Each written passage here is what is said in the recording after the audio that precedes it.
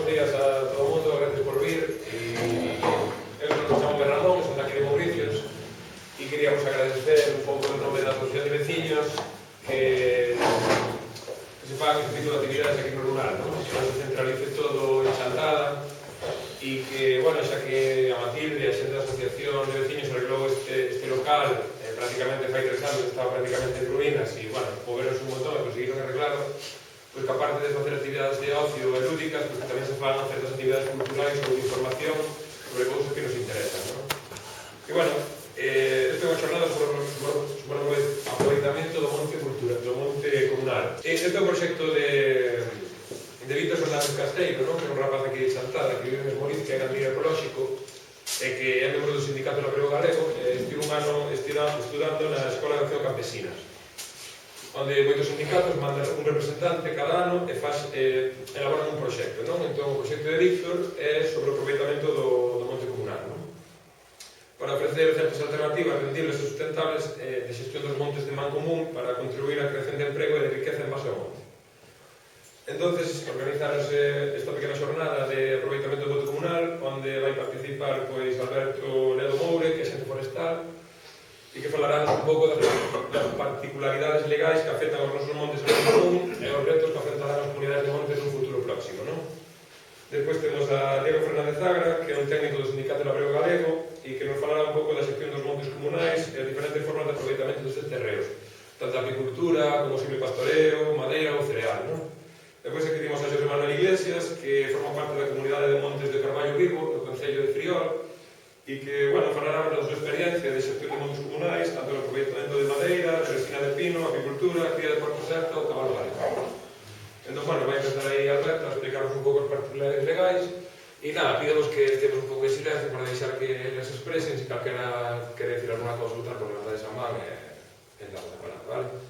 Muy bien. Pues venga, bueno, gracias a todos os que xa conozo tal e os demais benvidos. A verdade que espero que houbera máis xente moito máis xente da comarca, porque isto é unha cousa que eu entendo que é moi interesante, é a maneira unha das maneiras máis importantes que temos a hora de cuidar do rural son os montes veciñais. Entonces, se non atendemos eso, mal vamos. Vou, a miña parte, así un pouco máis pesada, porque basicamente vou falar do que a legislación, de puntos interesantes da legislación que debería ter en conta para poder facer unha boa xestión. Vamos a dar un pouco de historia. Os montes veciñais, no 55 modo de amortización que se intentou, se puxo en venta todos os montes que eran intentouse que todos os montes veciñais e todos os que eran públicos se puxeran en venta. Despois a Planificación Xeral de Montes Públicos, no 59, no 62, entón, isto é unha trangallada que... O problema grande que temos aquí, un problema foi cando, xa na dictadura, cando no 41 se creou o Patrimonio Forestal do Estado.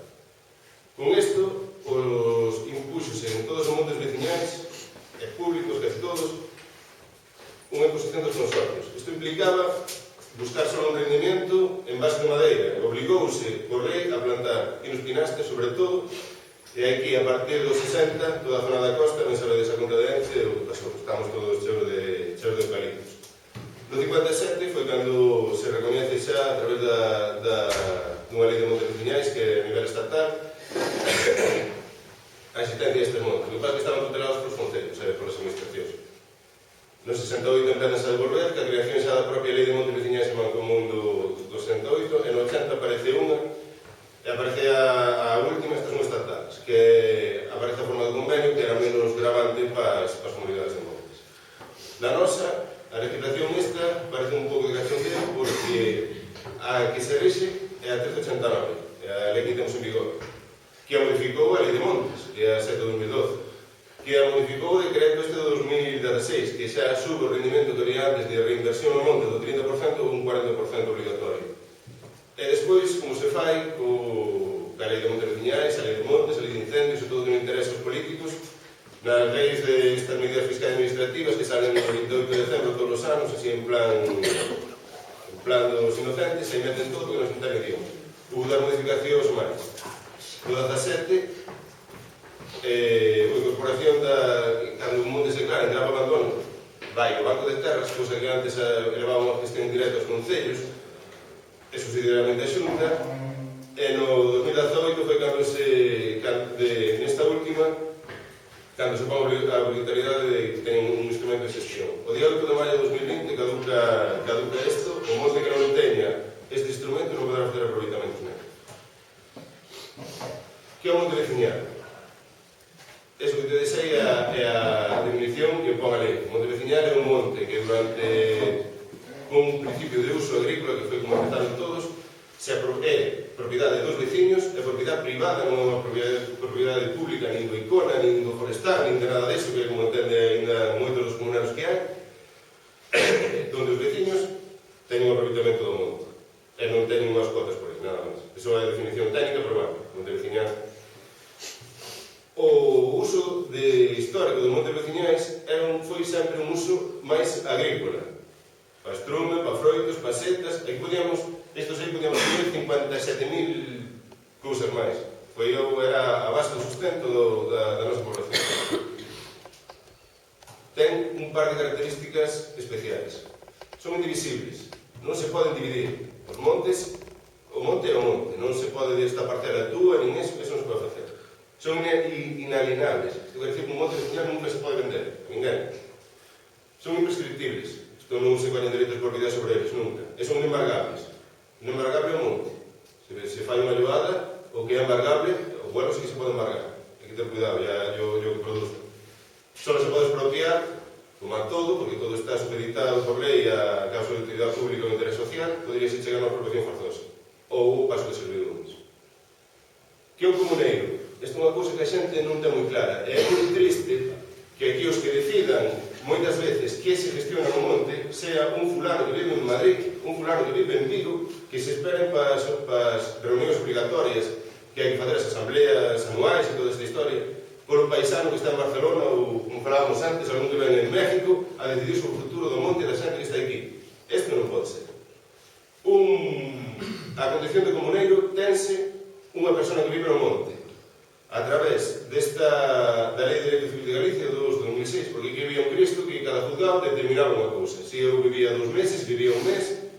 Entonces, o acordo que se chegou, tamén se recurrirá moitas veces, é que para ser comuneiro hai que levar vivindo un ano no lugar. Eso é o máximo que poden poñer os estatutos, os estatutos son soberanos dentro da pertenencia que eso está na lei.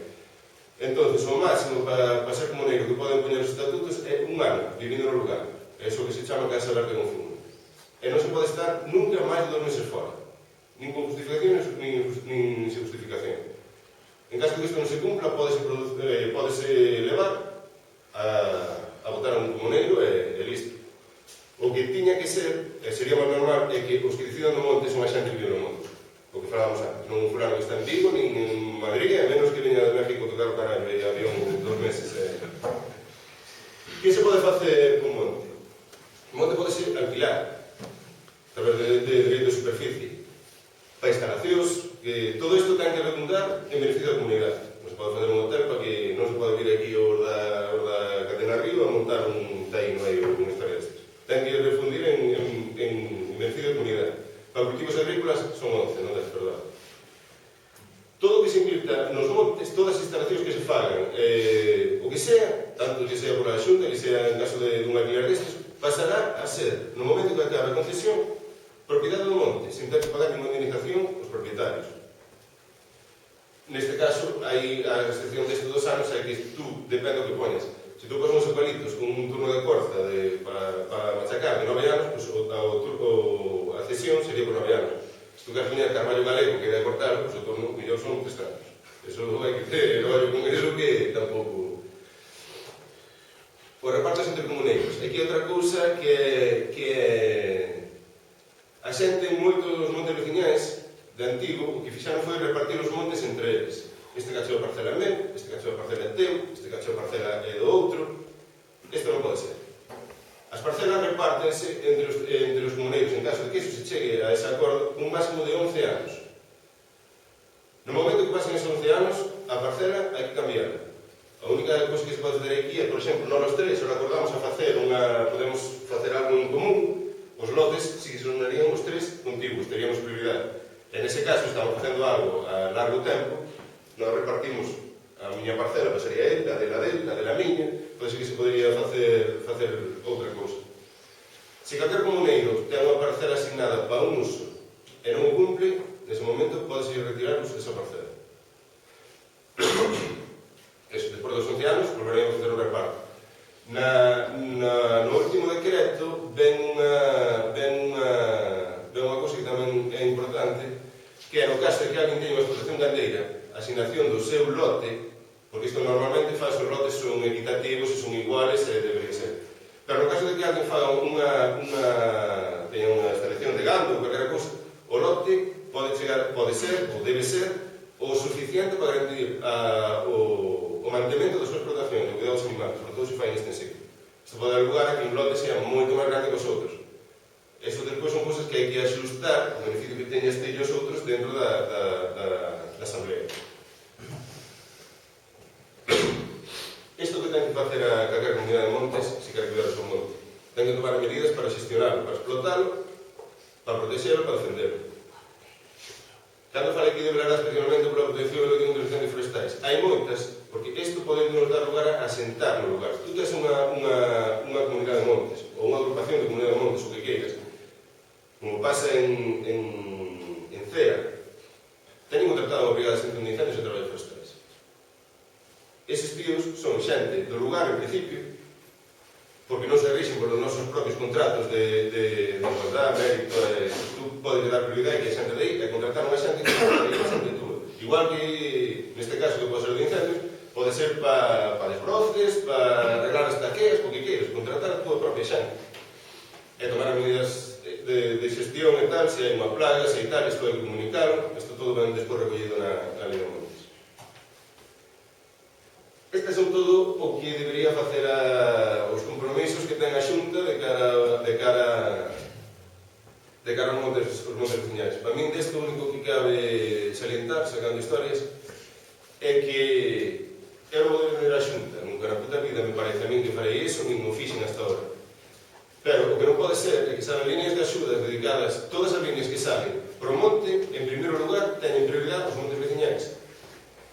Incluso salen un montón de líneas de axudas específicas para montes veciñais, de incendios, de xestión, de un montón de historias. Digo que non pode ser que sobren cartos de aí, porque hai un montón de cousas que se podrían facer e non se fan por desidia nosa, basicamente. Que figura é esta que sí que podría facer a Xunta en caso de que isto sea un desastre? Declarar un grave abandono de degradación. Aqueles que de modo manifesto sufrisen un grave deterioro ecolóxico, non se explotado de acordo con recursos, sufren unha extracción abusiva dos mesmos. Isto se extrae moito máis maneira do que fora. Se tú colles e non tens unha justificación de que isto todo a toxo e xa xestas. Tú hai 30 ou 40 anos os que fose, ou ainda hoxe que non faga, recollense toxos, suces, para encobar, para como se dice, para o ganado, para facer as camas do ganado, para un montón de cousas. Pero a día de hoxe non pode haber que as xestas sean maderables, que van para facer rolla ou para un texto. Neste caso, ou se fai un instrumento de ordenación ou xestión forestal e inclúese no banco de terras. Calquera despois podería facerse cargo dese monte, sempre e cando todo o que se faga ten que estar de acordo que a Xunta, ten que estar aprobado por a Xunta, ten que autorizarlo, vai. Nesto sempre caben os recursos e cando se comunica que fan as cousas do xeito, é outra cousa. A Lei de Montes modifica o que había que invertir antes no monte. Antes de todos os gastos que se facían, de todos os ingresos que se xeraban, o 30% era obligatorio reinvertirlos directamente no monte. Isto subiu un 40%. E fai outra modificación que se é resultante de plagas, incendios ou temporais, como pasou aquí co Claus, nestas historias todas, todo ten que ir ao 100%, a menos que sobren cartos para revestir o monte ao estado anterior. Aquí, o outro 60%, aquí detalla as cousas que se podrían facer. Poden ser repartir, deberían ir para facer as avinzas e os deslindes que queden claros. Como se dice, o que non podería ser pagar a panorama. Esas son cousas, todo o que hai que facer, eu entendo moi ben que a panorama sea un beneficio moi importante para o pueblo, sobre todo cando en outubro por aí 3 veciños bailando dentro do panorama de sol. Eso non ten xeito. Porque todos os cartos que se gastan en festas, eventos, esta historia, eses cartos dan para contratar a xente, dan para facer inversións, e son moitos cartos. Ti pagas 7.000 euros unha orquesta, esta xente pode saber moito máis que o terreno de 7.000 euros. Pois que lo contarán eles o tal. E xa non falemos de 10.000, ou de 15.000, ou de 13.000. Porque isto é... non ten moito xeito. O que falábamos, que se pode facer de todas estas cousas que poden facer. Todo o que sea sempre en beneficio da comunidade. Dirade, os montes son un elemento crucial para o desenvolvemento dunha política agraria e forestal adecuada. Loitar contra o despoboamento rural, contra os incendios forestais, recursos de todo tipo, almacenaxe de carbono, etc. Que aquí podemos falar de todo. Representan un 63,3% da superficie galega. Vos damos conta o que sería ter eso ben gestionado. E non como está agora.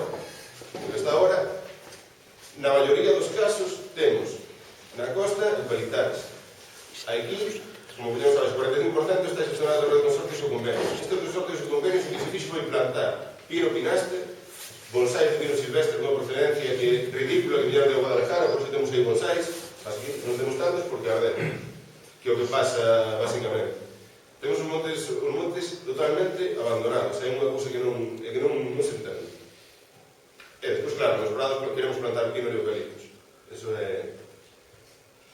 O que eu quero chegar a estas cousas, debemos ter unha visión moito máis funcional do monte e non verlo como unha fonte de ingresos só por relación forestais. É moi bonito coller, claro, 10 anos, vou cortar os eucaliptos e xa teño para comprarlle a moto ao rapaz ou para ir para Cuba. E darlle un pouco de valor aos montes que temos. Porque poñer o monte en valor, poñer as comunidades en valor, o que nos pode xuntar é asentar población rural. Se asentamos a población rural, aparte de ser eso, un motor económico para eles, o que imos conseguir que non haxa incendios e que todo teña moito máis valor, e que non hai outra maneira de... Que exemplos temos, por exemplo? Iso xa vos contarán eles millores. Algúns que encontrei eu, loite con especies invasoras en no bosque atlántico en Teis, están sacando eucaliptos e toda esta atrapallada para recuperar o seu bosque, amputados micolóxicos en Mondoñedo. A xente que falábamos antes, tú ves que se tú colles e cortas os pinos a 15 anos, ou a 20 anos, os eucaliptos a 9 e 15, tú tens un rendimento inmediato. Eso, se tú deras tido unha cadena desde que é a produción, non como aquí, nós aquí collemos, cortamos un carballo que non vale nada, que o levan un camión, que o fan en Andalucía, preparan unhas duelas, depois van por outro lado, fan unhas barricas de roble galego de... Pero non me jodas, esas barricas terían que salir de aquí. Eso é o que dá valor, non cortar un carballo. Aquí fixamos unha selección natural, por exemplo, no caso dos carballos, no revés. Nosotros las cuides. Aquí non cortamos os bos, deixamos malos para aí. Eso non pode ser. O as setas, por exemplo, con castaños. Eso dá un rendimiento que é entre 4 e 20 veces superior ao que damos eucaliptos nos pinos. A introducción dos cabalos de raza galega en Carnota, tanto de raza galega como de outros que fan por aí adiante, recuperación de freiresas, lineas, gando que tería moito máis valor unha explotación como Dios manda, con moi pouco custe de o ser inextensivo, está recuperando algo que é noso, ainda producido, dando libertade de ratas como fan estes en Argo, etc. Isto xa vos poderá falar eles moito máis que a mí, porque eso, sei os casos por corlín, non estuve en deles. Se queredes que vos comente algo máis disto, non quero entrar máis en detalle, pero non poñemos os locos perdidos. Eu creo que son unhas cousas só de funcionamento básico, que son os montes pequeñais, para que se teñen en cuenta que unha persona que pode ser comuneiro pode facer moito. E non, máis importante, non esperar que un fulano de Madrid a decidir que no verán se vai poñer a panorama aí. Era só que se podía volver a aclarar o tema do cambio que vai haber agora para os que estén, bueno, que non están aproveitados ou que non lle poden influir as comunidades do monte un pouco aquí, porque hai moitos que están sin funcionar. Está moi claro. Os montes, a partir de 25 hectáreas, e unha lei de montes, teñen que ter un plan de gestión. Un plan de ordenación de recursos no que se estipule todo o que se vai a facer, como se vai a facer. Se ten menos de 25 hectáreas, é non sei como se chama, un plan de gestión. Pero, bueno, a maioría dos que nós temos aquí na comarca, hai montes veciñales que teñen unha hectárea e pico, que é o que lles vas a pedir, a montes que teñen miles de hectáreas. Se a partir do 8 de maio de 2020 non teñen ese plan, non se vai poder fazer aproveitamentos neles.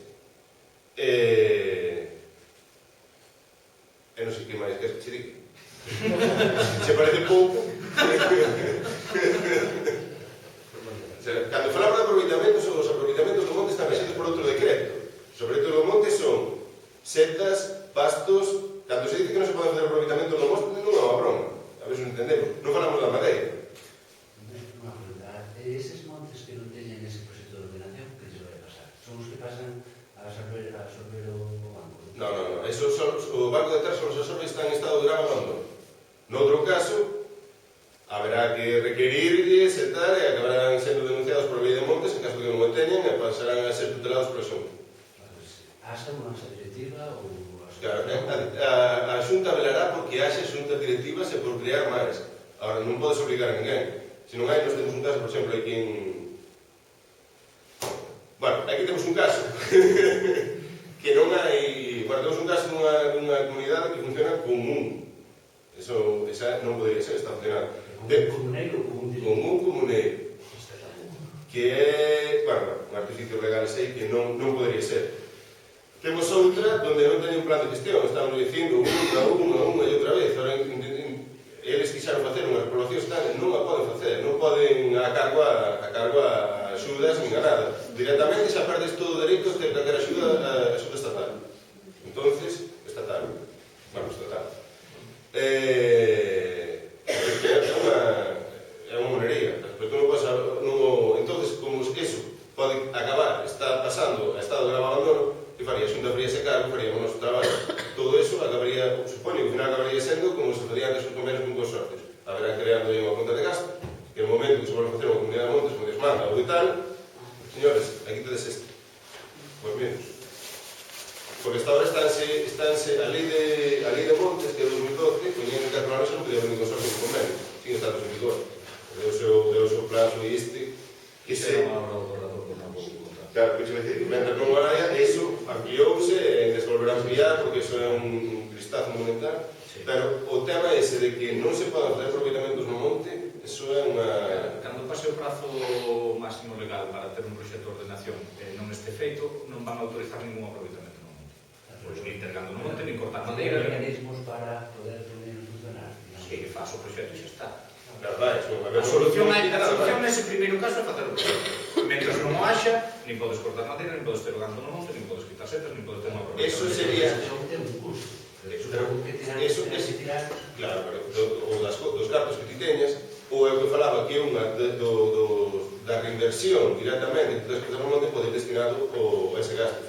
Poder, en uns pinos, coño, para iso, o que falaba, non ten ese panorama e invirte no plan de gestión. Se non estás con proxecto de ordenación tampouco poderías cortar para sacar, digamos, ese montante, para subir o proxecto de ordenación. Non, pero quero dicir, si o tes a día de hoxe, se non o tes a día de hoxe, a mitad deses montes que temos aquí temos no norte. Pagamos as comunidades de montes, pero feito a través de empresas, está supervisado por nós. Moitos ten, pero hai un montón de comunidades que siguen sin terlo e venden como se fora un monte privado, fora de ingresos terías igual. O problema despois, se me permite, é que se eso sigue así e se chega ao estado de abandono porque non se permite facer ningún aproveitamento, porque non hai plan de ordenación, etc., eso pode continuar no tempo e chegar a que se declare abandono porque non se está facendo. Claro, é o que vou dicir. Se se declara abandono, calquera que non levar xa implica que ten que fazer ese plan de gestión, que ten que estar autorizado pola Xunta. O problema que lle vexo hoxe en día, cando se fai unha declaración de abandono, é que antes esa xestión pasaba á administración. Hacíase cargo da administración e gestionaba os montes hasta que volvese a ver unha comunidade establecida e empezase a gestionarlo outra vez. Con conta de gastos ou o que fose, pero era unha cousa casi inmediata, non? A administración collía a xestión dese monte e cando volvese a ver unha comunidade activa, volvía a pasar. Na lei antigua ponía expresamente, se antes de gravar o estado de grave abandono, a gestión levará directamente ao Concello e se non se quer facer cargo, subsidiariamente a Xunta. Oxe, agora querense... Oxe podese meter a un banco de terras. O problema de meter a un banco de terras é que se pode facer un contrato de ata 50 anos. Si mañán calquera, poñamos o caso que pode ser unha empresa, poñamos o caso que pode ser unha persoa gandeira que alumbre ese monte ou que sexa, colle ese monte por 50 anos, en canto se constitúe unha comunidade, eso ten unha aldea aí. Entonces, ese monte está hipotecado. Ese é o problema que pasa hoxe co banco de terras. E incluso se pode chegar ao momento en que se pega o concepto de que iso era un monte veciñal. E entón aí é cando empezamos a gravar o conto. Entón eu creo que é importante que se reactiven as comunidades e que, para que non chegar a ese extremo. Mas dados conta, aquí, por exemplo, teñes, eu falo de cabeza que agora non me acordo. Nesta comunidade hai 17 ou 18 hectáreas de plantadas de pino silvestre, que non sei eu ese pino silvestre, vai por Dios. Tedes, non sei, son 10 ou 11 ou 12, que era onde foi un único aproveitamento, dentro facías un aproveitamento, que era pacazo, que seguimos controladas, plantábase cereales. Ten un montón de hectáreas de carballeira. Esa carballeira podes facer cousas.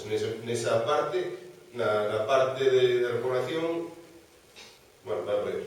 Na parte llana podes seguir facendo cousas. Temos montes aquí que temos un monte que, para min, está aí abaixo, está en 92 hectáreas llanas, con auga, con terra que se queira, está toxos para que justifícase a inversión do monte, sempre llanamente facendo desbroces todos os anos, unhos desbroces ridículos que están buscando 5 ou 10 hectáreas, para qué? É que non... Cando hubo 40.000 cousas que se poden fazer ali, non se fixe ninguna. Tú que faz con 90 hectáreas de terra? Con 17 hectáreas de terra? Bolido desta xente. Pero poñer en valor, non estar a todas as estas, é que non... É darlle valor ao lugar, darlle valor á comunidade de veciños, darlle valor á parroquia. Eso é o que hai que intentar conseguir. Isto me recae un pouco na conciencia da xente, porque tú podes ter moita superficie. É o que me refiero. Se non tes iniciativa das persoas, das xente que vive no lugar. É o que me refiero. Por que está aquí a mitad da xente de Chartata. Así seguimos como estamos, e o que vamos facer é eso. Despois, que problema hai con isto? Porque, ao final, todos estes problemas derivan no mesmo. Todo eso aí está abandonado e está toxo. Aí que vai haber jabalís. Aquí que hai? Prados. Millo. Aquí que vai haber? Daños por jabalí. Que vai acabar pasando con aquilo? Ardeu todo. Eso que pasa. A solución para acabar unha, parte de cambiar todas as políticas forestais, que non é por onde colleras, a solución para acabar con os incendios forestais, que é o que a mí máis me atañe, é unha deles. É unha das máis importantes que se poden facer. Mentre cousas como esta non se fan, aquí vamos estar igual. Non vamos chegar a Australia, porque aquí en Galicia non pode haber superficie de Portugal, é imposible. Sería unha cousa rara de cojones. Pero parecida pode pasar. E xa pasou. Non existe. Pero se queredes, pasle a palabra aos compañeros. Se alguén ten unha pregunta máis por aí, quira facer. Eu teño unha, pero vale por dos, que facemos un monte de barcos. O que irades.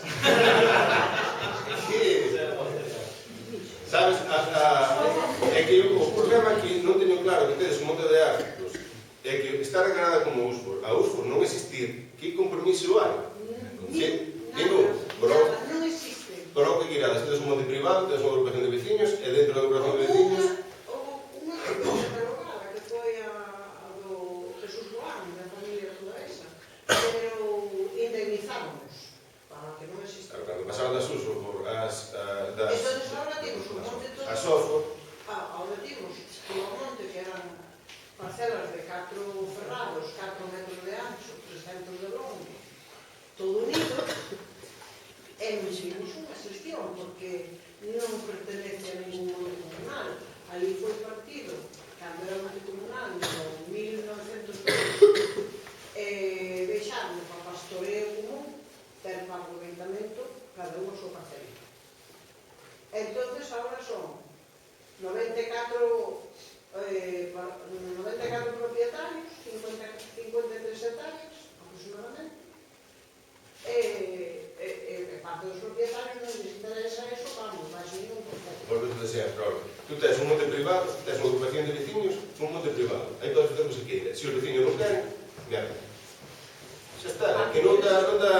Claro, hai unha... Aparte que a agrupación de veciños desfala, entón xa son montes, cada un volve a súa propiedade, e xa non hai Dios que... O efeito desde a comunidade de vecinos, a asociación de vecinos, fixo aí o Diego traballos X bastantes. O que fixen foi reclamar para que nos consideraran a agrupación. A última que fixaches ti, contestaron que non nos daba subvención porque estaba plantado en línea.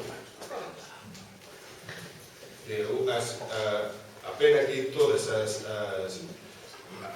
das que hai aquí, das que conozco, que as agrupacións veciñais, o que se acabou conseguindo con elas foi facer agrupacións veciñais, porque veu a empresa de turno tal, xuntar a xente para facer repoblacións forestais sin indicarles que o responsable das plantacións son miles.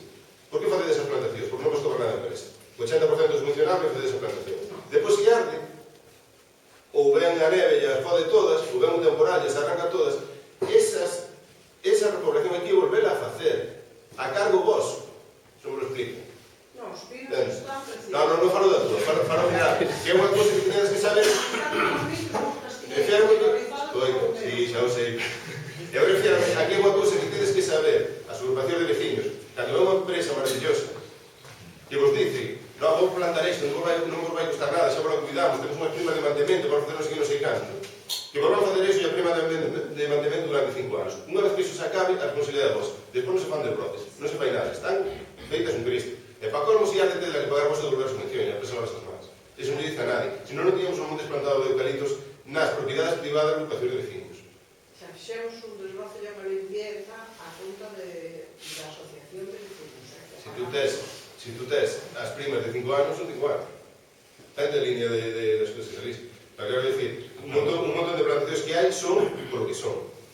Se non os 5 anos, pero compromisos son moito máis. O compromiso é o turno de corta da especie. Ese non hai que devolver a subvención ou reforestar a cargo da comunidade. Ahora os pinos están grandes, os castañeiros están invadidos polos casos, pero bueno, pero o monte ten campos, ten virueiros... Aí o que tedes que facer, ainda que non vos queirades meter a unha sozo, o que tedes que facer é unha agrupación de propietarios. E facedes un plan de xestión, e xestionades en conxunto, e facedes uns estatutos nos que digades como se vai xestionar eso, que importe para cada un, que reparto ten cada un, que participación ten cada quen, e tirar para diante por aí, sin meterse, se non queredes, a esa figura legal, pero facedelo como agrupación. Non, só non digo, nadie vai pagar. Facedes a agrupación de propietarios e marcades vos as pautas de que canto lle corresponde a cada quen, que participación ten cada quen, e facedes un plan de xestión.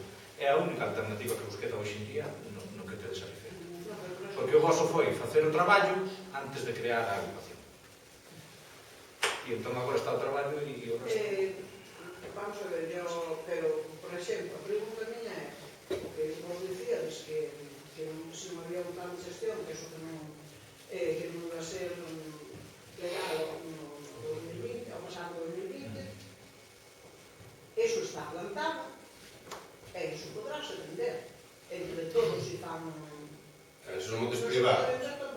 Eso depende... Bueno, a ver, non ten que ver... Sí, porque de momento son parcelas privadas, sí, claro, son parcelas pequenas, de momento sí, claro, que tamén ten un brazo para iso, esas tamén ten Que un brazo. poden poñerse...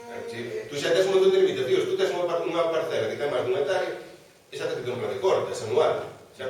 Bueno, bo día a todos e a todas, gracias por contar con nós nesta xornada. E eu vou falar un pouco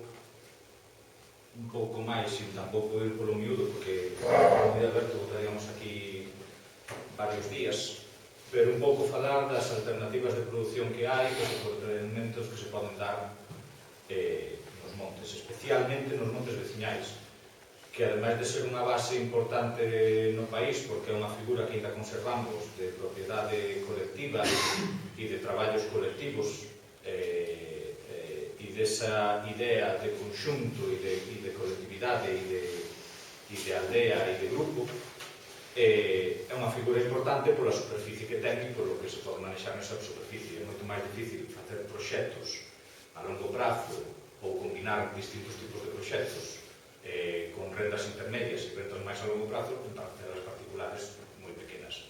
En cambio, os montes veciñais teñen outra superficie e teñen outra filosofía de xestión que nos pode permitir eso. Entón eu vou falar un pouco máis desa parte, pero non quería ir directamente a eso sin facer un pouco de memoria tamén. Hoxe temos un problema, e creo que é de todas sabido, no medio rural. Temos unha ordenación do territorio que non existe e que chegue ao coño de 50 anos, pero últimamente xa estou dicindo 100, que nos chega 100 anos tarde, porque cando a xente vivía nas aldeas e se dedicaba aos traballos agrícolas e gandeiros e se dedicaba a aproveitar o monte, a ordenación do territorio estaba feita. A xente sabía onde tiña que ter as casas, que estaban máis ou menos nos núcleos, sabía onde estaban as terras de labranza e sabía os aproveitamentos que tocaban no monte e que terras se tocaban nos montes, e conviñalle que iso fose así porque eran os medios de traballo e os medios de protección das vivendas e de vida, non? Eso perdeuse polo abandono, pola industrialización da actividade, por todo eso, e entón chegamos a... Eu recordo cando saiu a lei de incendios, que primeiro sairá aquel decreto do 2006, era, non? E houve unha persoa en Sarria, un señor maior, que me dixo, bueno, é verdade que o monte se foi ás casas, e algo hai que facer, pero tamén é moi certo que as casas se foron ao monte, e é verdade, e é verdade. Entón, perdemos toda esa ordenación que tiñamos. E iso que nos leva a ter o que temos hoxe, que cada quen pensa que na súa parcela, por ser súa, pode facer o que lle dé a gana, temos granxas no monte, temos eucaliptos nas leigas, temos casas onde lle parece, e iso perdeuse toda a ordenación do territorio que temos. Iso veu dado moito polo abandono e moito pola industrialización da actividade. Hoxe en día, eu sempre digo que en Galicia, no xeral, non é así en todos os sitios, pero que temos dous monocultivos. Temos o eucalipto, máis no forestal, e temos o millo no agrícola de punta, de aí non sei. E iso é o que se ve hoxe en día nas terras, e acabouse. É certo que hai outras cousas, pero no xeral é o que vemos. Temos eses usos acoutados, perdemos toda a paisaxe de mosaico que tiñamos en Galicia, na que había un anaco de arborado aquí, na que había unhas terras de labor ali, na que había un pasto polo outro lado, na que había unhas casas nesta zona. Eso perdeuse todo e agora son grandes extensións continuas dunha cousa ou da outra. Tamén temos unha conservación pasiva. E que quero decir con isto? Que eu creo, isto é unha opinión moi particular miña, pero eu creo que a conservación do territorio, da rede de natura e todas estas cousas en Galicia nos veu imposto. Non tiñamos conciencia de. Isto estaba en Europa e en Europa dixeron que había que conservar. E aquí dixemos, bueno, pois temos que meter tantas hectáreas, pois meted aí aqueles produtos e aquelas pragas e aquel regato que pasou por ali, que igual son as zonas que mellor van para aí. E entón, o que se fixo foi unha regulación que non conta coa xente que vive no territorio. Pero o peor deso é que non se fixo esa regulación. É dicir, existe unha lei xeral que dá unhas pautas de conservación de hábitats e de especies, pero non se fixeron os planes de cada día, que a lei galega daba 2 anos á propia administración para facer os planes de desenvolvemento desas zonas, e están sin facer. Co cal dependemos sempre da interpretación do funcionario que toque neste momento para autorizar ou desautorizar aproveitamentos, e non sabemos realmente o que podemos ou non podemos facer. E en moitos casos levouse a prohibición total de algunhas cousas sin contar coa xente que está aí. Con todo isto tamén temos que saber de onde ven isto. Non só podemos falar mal disto. Por unha parte, é moi necesaria establecer zonas de conservación e prácticas que permitan a conservación. Por outro lado, tampouco nos pode vir todo imposto sin contar coa xente que estamos vivindo no rural. Pero hai que saber de onde ven isto. Isto é igual que o da ordenación do territorio que falaba antes. Tiñamos unhas prácticas propias que permitían unha actividade xestionada en conxunto coa conservación de espazos, e pasamos a ter unha gran industrialización e a querer acabar con todo. E a que o ameneiro que estaba a beira do río nos estorbaba porque non pasaba o trator, e a que as sebes non nos deixaban ter un trator máis grande, e a que queremos botar o purín se pode ser no mismo río. Entón, isto foi o que nos levou a ter que facer unha legislación. Tamén temos que saber de onde vimos. Está ben que por unha parte se poida criticar o tipo de legislación que se fixo con isto, sin contar coa xente, pero por outro lado tamén hai que saber por que veu motivar. E temos un abandono total. Cada vez queda menos xente nas aldeas, a xente que queda cada vez ten menos actividade agraria, e os que tenen actividade agraria cada vez está máis industrializada, e con respecto ao que estamos falando hoxe, que é o monte quedou-nos totalmente de costas. Antes facíamos un aproveitamento do monte integrado todo o sistema agrario, e agora o monte é outra cousa aparte que nos queda aí, e que a veces temos ali alto e... Sí, exactamente, quedanos un pouco de lado. E fixemos un abandono total das prácticas de aproveitamento. Hoxe en día baixe o monte, e isto falo en xeral, da igual parcelas privadas que igual non monte veciñal non tanto, pero baixe o monte o día que se planta e baixe dali a non sei tantos anos a ver se aquilo vale para cortar, e acabouse, é o que pisamos hoxe o monte. Entón así o temos. Poida que teña algún tipo de produción ese monte, pero está abandonado totalmente, porque non facemos ningún tipo de seguimento, nin de aproveitamento, nin de xestión, nin de silvicultura. E despois, todo este abandono tamén nos leva, e falase moito dentro da administración, que un gran problema en Galicia son as parcelas de dono descoñecido. Que hai parcelas que non se sabe de quen son, que o mellor de xente que emigrou a Cuba e nunca volveu, e esa parcela non se sabe de quen é. Bueno, eu digo que eso é certo que existe, nun sitios máis que outro, pero para min o problema é ao revés. Para min o problema é que hai moitos donos con parcelas descoñecidas. Que temos unha parcela de monte, pero non sabemos nin ben se é nesta ladeira ou naquela outra, ou se é aquela do medio ou a do outro lado, porque non temos nin idea de onde temos as parcelas. Entón, é certo que hai parcelas con propietarios e propietarias descoñecidos, pero tamén hai propietarios e propietarias que non saben nin onde teñen as parcelas. Todo isto, ao final, o que nos leva é a que non hai un aproveitamento do monte, a que non hai xente nas aldeas, a que non se fixa a poboación, e a que isto arde e acabouse. E esa é a situación que temos hoxe en día. E dadevos conta que o 90% dos incendios son provocados. Algúns por intencionalidade e outros por descoidos. Pero o 90% veñen da man en man. Entón, bueno, eu creo que hai moito que facer con isto e que revitalizar a vida nas aldeas, fixar poboación e revitalizar sobre todo as comunidades de montes, que é unha figura esencial neste país, vai ser o que nos leve a cambiar isto. É certo que para isto necesitamos políticas que o respalden, pero tamén é certo que nós tenemos que facer o que poidamos dentro do sistema que temos. Bueno, o concepto de monte, hai moitas definicións de monte na lei estatal de montes, na lei que, por certo, cando falaba Alberto das leis, dadevos conta dunha cosa, mirade o que nos importa o monte neste país, que a lei estatal era do ano 57, e ata o 2013 non se reformulou. Fixadevos cantos anos levábamos con a mesma lei a nivel estatal. E Galicia, que sempre se nos abre a boca dicindo que somos a máxima produtora forestal, non sei cando do PIB, o 60% da produción de todo o Estado e non sei que máis, a primeira lei de montes que tivemos foi no ano 2012. Entón, bueno, eso di moito tamén. Hai moitas definicións de monte nas leis e nos dicionarios e nos tratados forestais, etc. Pero a min hai unha que me gusta, que é de Xesús Balboa, nun texto que tiña sobre a historia do lume en Galicia, e que di que o monte é toda a superficie rústica non dedicada permanentemente a cultivo, e todos aqueles espacios que dentro do sistema agrario se definen por contraste coas terras de labor, representen ou non elevación orográfica e estean ou non poboadas de árboles. E gústame porque eu creo que nos dá moitas claves do que temos que entender por monte e do que hoxe non entendemos por monte. E dinos que é toda a superficie rústica dedicada permanentemente, non dedicada permanentemente a cultivo.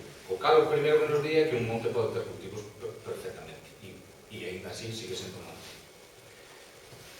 E todos aqueles espacios que dentro do sistema agrario, co cal xa nos incorpora o monte a todo o sistema agrario, se definen por contraste cos terras de labor, que son aquelas que están laboreadas continuamente e que só se dedican a esos cultivos. E tamén nos di que poden representar ou non elevación orográfica, porque a veces temos a idea de que o monte é aquela cosa que nos queda no culuto, e estean ou non poboados de árboles. Porque tamén nos parece que o monte é o que ten aquela plantación toda de piñeiro, o que ten o que sexa, e o monte hoxe en día é moito máis que iso. Bueno, non me vou parar moito nesta parte que teño aquí, pero sí que quero poñer que o monte e o bosque, especialmente, que o bosque non é unha plantación nin un cultivo arbóreo, que tamén pode contribuir, ten unhas funcións ambientais e protectoras xa de por sí que creo que non debemos deixar de pasar por alto, e que son a protección contra a erosión, a participación no ciclo da auga, que é moi importante, a fixación de CO2 e o mantemento da biodiversidade. Isto só por existir. Dame igual que sea unha matogueira, que sea unha zona de bosque, que é unha zona arborada, que é un pasto permanente. Ao final, todo nos influi nestas partes, só por o mero efecto de estar aí. Entonces, xa por eso é importante que nos poñamos a pensar e a gestionar o que temos. Como decía Alberto, temos uns usos tradicionais en un número grandísimo, pero que os máis importantes quizás poidan ser dentro dun apodentamento do monte integrado nun sistema agrario, o pastoreo, no que o monte pastaba libremente polo monte, ben cada quen levaba o seu rebaño, ou incluso había zonas onde un pastor levaba os rabaños de toda a aldea e os subía ao monte e os volvía a baixar. E se facía un aproveitamento en común. As estivadas, coa colleita de cereal, no que primeiro se facía unha cava do monte, se queimaba para que eso servise de abono e despois se facía a sementeira. De feito, en algúns sitios hai o que se chamaba o trigo do monte, porque era o que se sementaba no monte e, bueno, tiña outra rusticidade e etc. E era un aproveitamento grandísimo que había nos montes veciñais. Bueno, nos montes veciñais e nos montes particulares. De onde eu son, non hai monte veciñal, e cando digo non hai monte veciñal, non coñecemos que o haxe. Eso non quer decir que non existira. Porque se o monte veciñal hoxe é un tercio do país, en tempos eran dous ou máis. A Xunta de Arauzo na nova declaración dos montes veciñais, cando... Entón, a superficie de monte veciñal que tíamos en Galicia era prácticamente todo o territorio. O que pasa que iso perdeuse. Perdeuse ao longo dos anos das amortizacións, de que a xente moitas veces dividiu o monte como protección para que non lle quitase o Estado, porque nos particulares non entraban, e entonces es quedaron e perdeuse a noción de monte veciñal. Por iso digo que de onde eu son non hai, pero eso non quer decir que non existixe. Eso, só no que está dicindo el, hai casos, cando foi a desamortización, que os concellos se fixaron cargo deles, ou algún comuneiro antigo, ou comprou para beneficio da comunidade. Que pode pasar? Que o concello non o devolvese, hasta se perdera ese papel, se a Xunta non era por eso, ou que o comunero tiña papel de propiedade, a ver agora desaparecer esa propiedade. Entón, bueno, cando eran nos montes veciñais oíase facer rotando as zonas nas que se facían estas estivadas para colleita de cereal, para non machacar sempre a mesma zona e para que tamén o reparto das persoas fose un pouco en rotación das persoas comuneiras para que a cada quen lle pudese buscar unha zona favorable nos distintos anos. Había un aproveitamento moi importante de froitos, especialmente das castañas, tamén algo de noces, abelas, etc., incluso das landras, porque os porcos tamén estaban polo monte ou se sacaban da casa e andaban polas leiras doradas.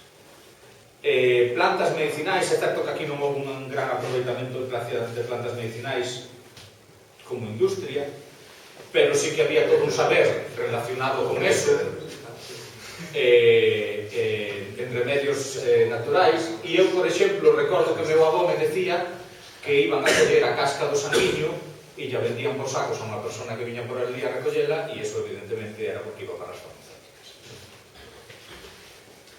Como leña era un recurso pois moi valorado, que era o que nos permitía ter o calor nas casas, e como madeira tamén, aínda que aquí teño que decir que o monte en Galicia nunca foi arbolado. A gas, dos últimos 80 anos por aquí, ou non era unha data. Desde a experiencia do patrimonio forestal. Efectivamente. Entón, o monte non era arbolado, había zonas arboladas, zonas de carballeira, zonas de fraga, zonas de soltos, pero o monte o que estaba era a matogueiras e pastos, e era aproveitado polo gando principalmente e polo cereal en moitos casos. Despois había as fragas, había tal, e como madeira utilizábase moitísimo, sobre todo como madeira estrutural na construción das casas, e incluso na construción dos apeiros e as ferramentas todas de traballo. En moitas zonas había a produción de carbón, isto sí que é moito máis en zonas puntuais, pero sí que existía. Aquí había. Sí, isto é Na un Rodeira, porque se produce en carbón. exactamente. Exacto. E despois había un aproveitamento de pedra e lousa importante tamén, pero que ao final era un aproveitamento local, porque se collía pedra para facer as construcións da aldea, ou da aldea veciña, ou como moito nun radio pequeno, e a lousa igual, non había grandes canteiras que estivesen monopolizando ese monte ou acaparando esas terras, pero era un aproveitamento importante como recurso local. Bueno, e outra parte grandísima do aproveitamento era o estrumio. O estrumio, ou en cada zona chamase de unha maneira. No que se recollía a matogueira do monte e se utilizaba como cama para o gando, e iso ao final servía como abono para as terras, porque o monte estaba integrado no sistema agrario. Coa industrialización da agricultura eso perdiuse porque fomos todo aos abonados químicos, e entón perdeuse esta necesidade de ter o abonado. Pero fixadevos que hai un dato importante para que vos fixedes da importancia que tiña este recurso. A necesidade de fertilización de terras en Galicia era de entre 8 e 16 toneladas de estrumio por hectárea de terra de cultivo e ano. Isto é unha barbaridade. De feito, hai moitas zonas, e na miña zona pasou, que se sementaba toxo nos montes para poder ter máis matogueira, para poder ter máis cama para o gando e poder producir máis abono. Caza e pesca foi sempre un recurso tamén moi local, foi un recurso moi local que agora deixou de ser tamén, e agora é outro tipo de aproveitamento, non sei chamar, realmente non é un e despois había outro tipo de aproveitamentos como os toxos e as xestas ou as outras que se utilizaban para facer fornadas, as xestas para as vasoiras, limpios para a cestería. Bueno, con isto que quero dar unha idea non é que tiñamos que volver a facer todo isto, ni que o monte tiña que volver a ser todo isto, senón que tiñamos un aproveitamento moi multifuncional do monte con rendas intermedias que nos axudaba ao mantemento da vida nas aldeas, que ao final era unha vida canteira. E o monte contribuía en gran medida para todo iso. Unha das cousas polas que se perdeu tamén o monte foi o patrimonio forestal do Estado, no que os consorcios se obrigaba a plantación de piñeiro. De feito, moitas aldeas incluso se pagaba moi ben as persoas da propia aldea que iban a plantar eses pinos para que non houbera un rechazo a eso, pero ao final o que fixo eso é que en canto estaban plantados os montes se prohibiu que o gando entrase aí e a xente perdeu o seu medio de vida, porque o gando estaba no monte e moita xente perdeu o medio de vida. Entón, o que me refiro con isto é que o monte ten moitas posibilidades, que non temos que volver a facer isto, pero que mirando atrás nos dá unha idea do aproveitamento que tiña o monte e da importancia que tiña nas vidas das persoas. Que posibilidades temos agora xa de cara ao futuro? Pois mirar cara atrás. O primeiro é mirar cara atrás e ver o que había. E a raíz de aí podemos ver o que podemos reproducir ou o que podemos coller cambiando maneiras de xestión ou o que nos pode servir. E eu creo que hoxe unha cousa importante que pode haber nos montes é o aproveitamento froiteiro, o aproveitamento avícola, combinado todos eles ou non con aproveitamento de madeira. Incluso hai zonas que están facendo compostaxe, ou biomasa. O aproveitamento gandeiro sigue a ser un dos máis importantes, e o aproveitamento agrícola con forraxe ou sobre todo con cereal pode ser unha vía importante. Fai xa un ano fixemos unha guía no Sindicato do Abrego Galego que se chama Territorios en Común, Casas con Fume e Montes en Lume. Fixémolo, eu participei na elaboración desta guía, non quero chamar un libro porque é unha pequena guía sobre as comunidades de montes, e participou tamén unha compañeira que traballou con nos no sindicato, que neste momento xa non estaba, e ela é historiadora especializada en montes veciñais, que se chama Lara, e xuntos pois fixemos esta pequena guía no que quixemos, por un lado, e eu creo que o título resume bastante o que é a guía en sí, por un lado poñer en valor todo ese territorio en común e esa xestión en común que aínda nos quedan nas aldeas e que ven dos traballos colectivos que se fixeron dende sempre. E por outra parte, o de Casas con Fume e Montes en Lume, bueno, por un lado de Casas con Fume ben dado do que se ponía antes, de que para ser comuneiro ou comuneira hai que vivir aí, realmente, e dai viño de casas con fume, pero quixemos relacionar o de casas con fume con montes en lume, dando a idea de que ao final o lume reducímolo cando un monte está aproveitado, cando un monte está xestionado e cando a xente ten interese nese monte. Porque cando hai actividade na aldea e a xente ten interese no monte, pode ser que haga, pero xa vai ser moi difícil, porque a presión que hai para que non arda é moito maior. Cando non hai presión é cando hai abandono. Calquera lle prende lume, ten descoido e foi xutar.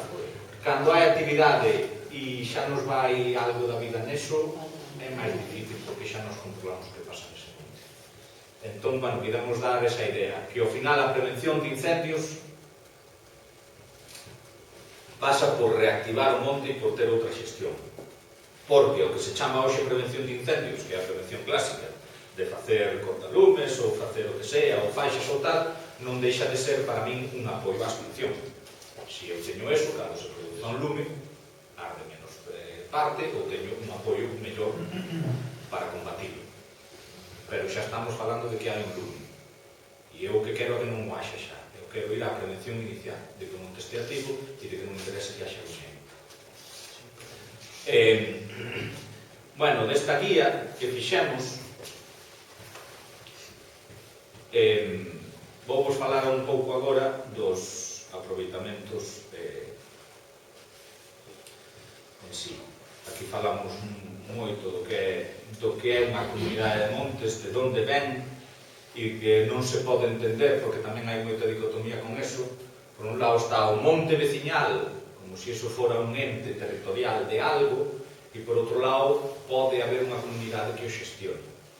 É que iso, relativo a eso que vos comentaba antes, tú cando falabas con calquer veciño de calquera aldea, que ese monte da forestal.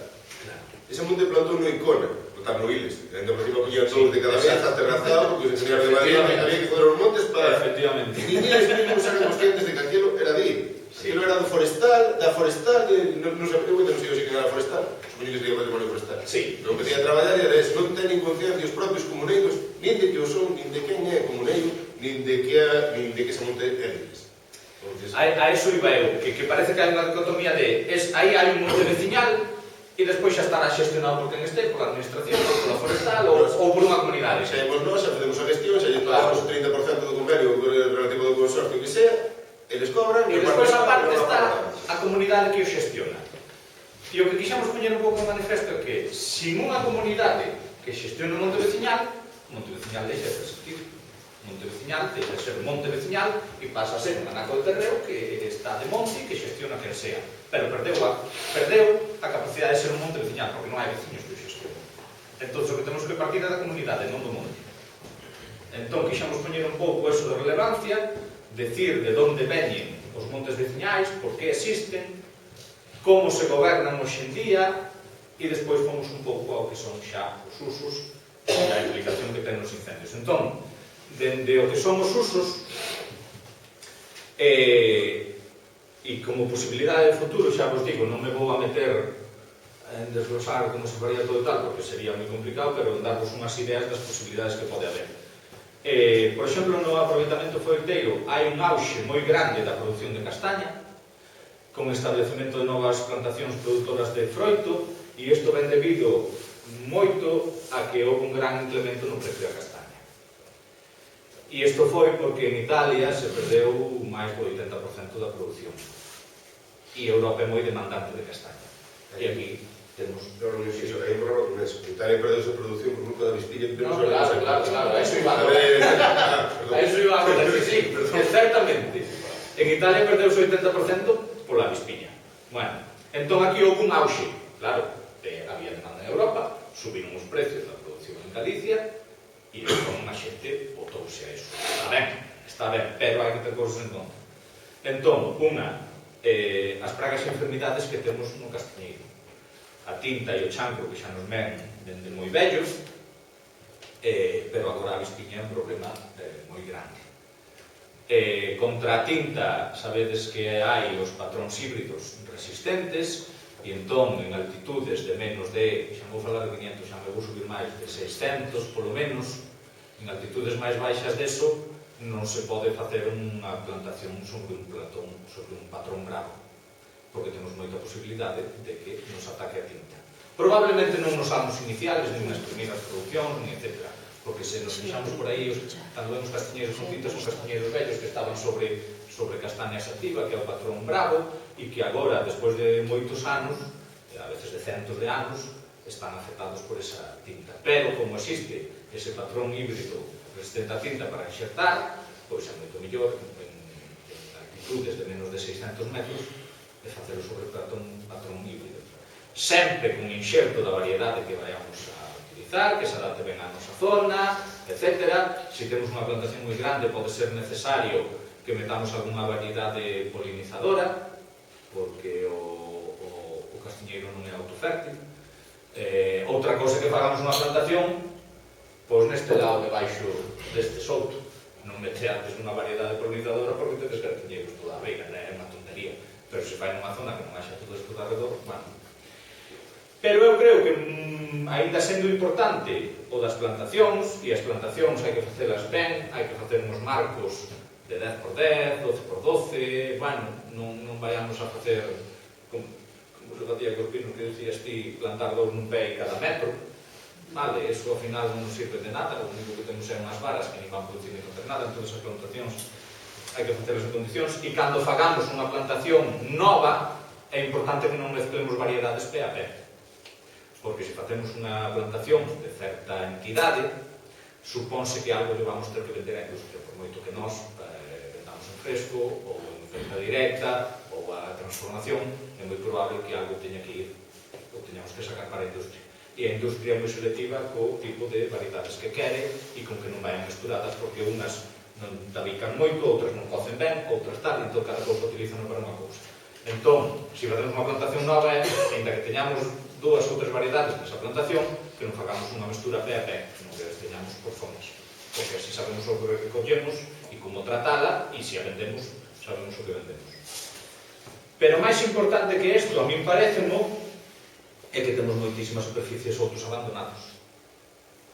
E cando nunha plantación nova temos que esperar uns anos para que este en plena produción, un souto abandonado cunha boa silvicultura en 2 anos está en máxima produción. Entón eu creo que, non sei con que eu falaba antes, basta mirar pola ventana para ver o que temos. Aquí tedes un souto grandísimo, tratado con trasmoche sempre, cortas en altura, digamos, para facer eses resalvios. Eso é o que hai que aproveitar. Este souto todo que hai aquí á veiga, eu vexo que ten demasiados brotes na parte alta, pero incluso lle están salindo brotes da parte baixa, tanto que, facéndolle unha silvicultura a isto, en 2 anos temos a máxima produción deste souto. E iso con facer unha silvicultura. Bueno, hai que facer, e lemos o traballo, pero eu creo que é moi importante aproveitar os soutos que temos. Unha cousa que poden ter de dificultade eses soutos é que aí se cae unha mistura pé a pé. Porque as necesidades de antes non son as de agora. E as necesidades de antes o que era é ter distintas variedades de distintas épocas de produción para ter un consumo habitual na casa e unha conservación durante o inverno e etc. para que esa castaña durase todo o ano. Vale? Entón as necesidades eran distintas. Entón aí sí que vamos ter unha mestura pé a pé, pero podes aproveitar perfectamente. Hai que ver o que temos, hai que ver como, hai que ver como se apaña, pero eu creo que a maior importancia hoxe no castiñeiro está na recuperación.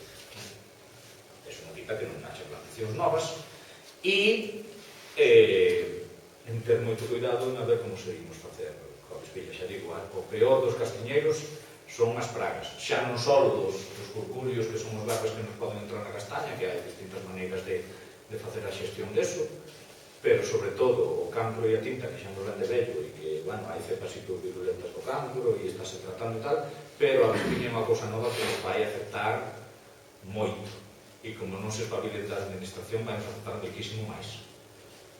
Entón, bueno, se tedes algún souto, o primeiro que faría é unha por obriga legal e outra para que teñan constancia de que existe eso aí e se poidan levar a cabo os tratamentos, é facer unha comunicación directa á praga. Faz un escrito ao distrito comunicando que nesa parcela hai esa praga. Por un lado é unha obriga legal e por outro lado é importante que eles teñan constancia de onde están esas pragas para cando se faga un tratamento poder aproveitar e que non queden descobertas. Só dúas cousas disso. Para controlar o mercurio e outros 300 verbes que hai na castaña, que non é único, eso controlaríase simplemente se estuveran aproveitados. Porque o problema que hai con eso, que os outros están sin aproveitar, entonces sale o verme, e completa o ciclo biolóxico, e estamos así seguidos por todo o que está. Se os outros estiveran aproveitados, esos vermes estarían controlados. Despois, por lei, o que estaba dicindo aí, agora hai que comunicar se tedes unha plaga en calquer monte. E o problema é con eso, que eso ídero a mí, por tramitar, e despois eu non teño conocimiento de nada. Eso derívase a taxa, se algo que está dividido por provincias, e fa a muller da gana, como eles teñen inconvenido, non ten nada que ver. Eu fui o primeiro que fixen o censo da Vispilla aquí. Non sei onde se soltou, só vou dicir para a vosa información, que se vedes un árbol con punto azul, é que soltaron o torinho os ingleses, o bicho que parasita eso. Senón non hai nada. Se soltou, facías unhas marcas nos árboles que soltaron azules. Efectivamente, outra Non se cousa, pode dicir máis nada disso. outra cousa é o tratamento que se paga da información, pero polo menos que quede constancia. A mí non me preguntan onde soltar, por moito que vixades vos a mí e digo, padre, que aquí está cheo, e ali non, a mí non me preguntan. Sí, eso é. Non...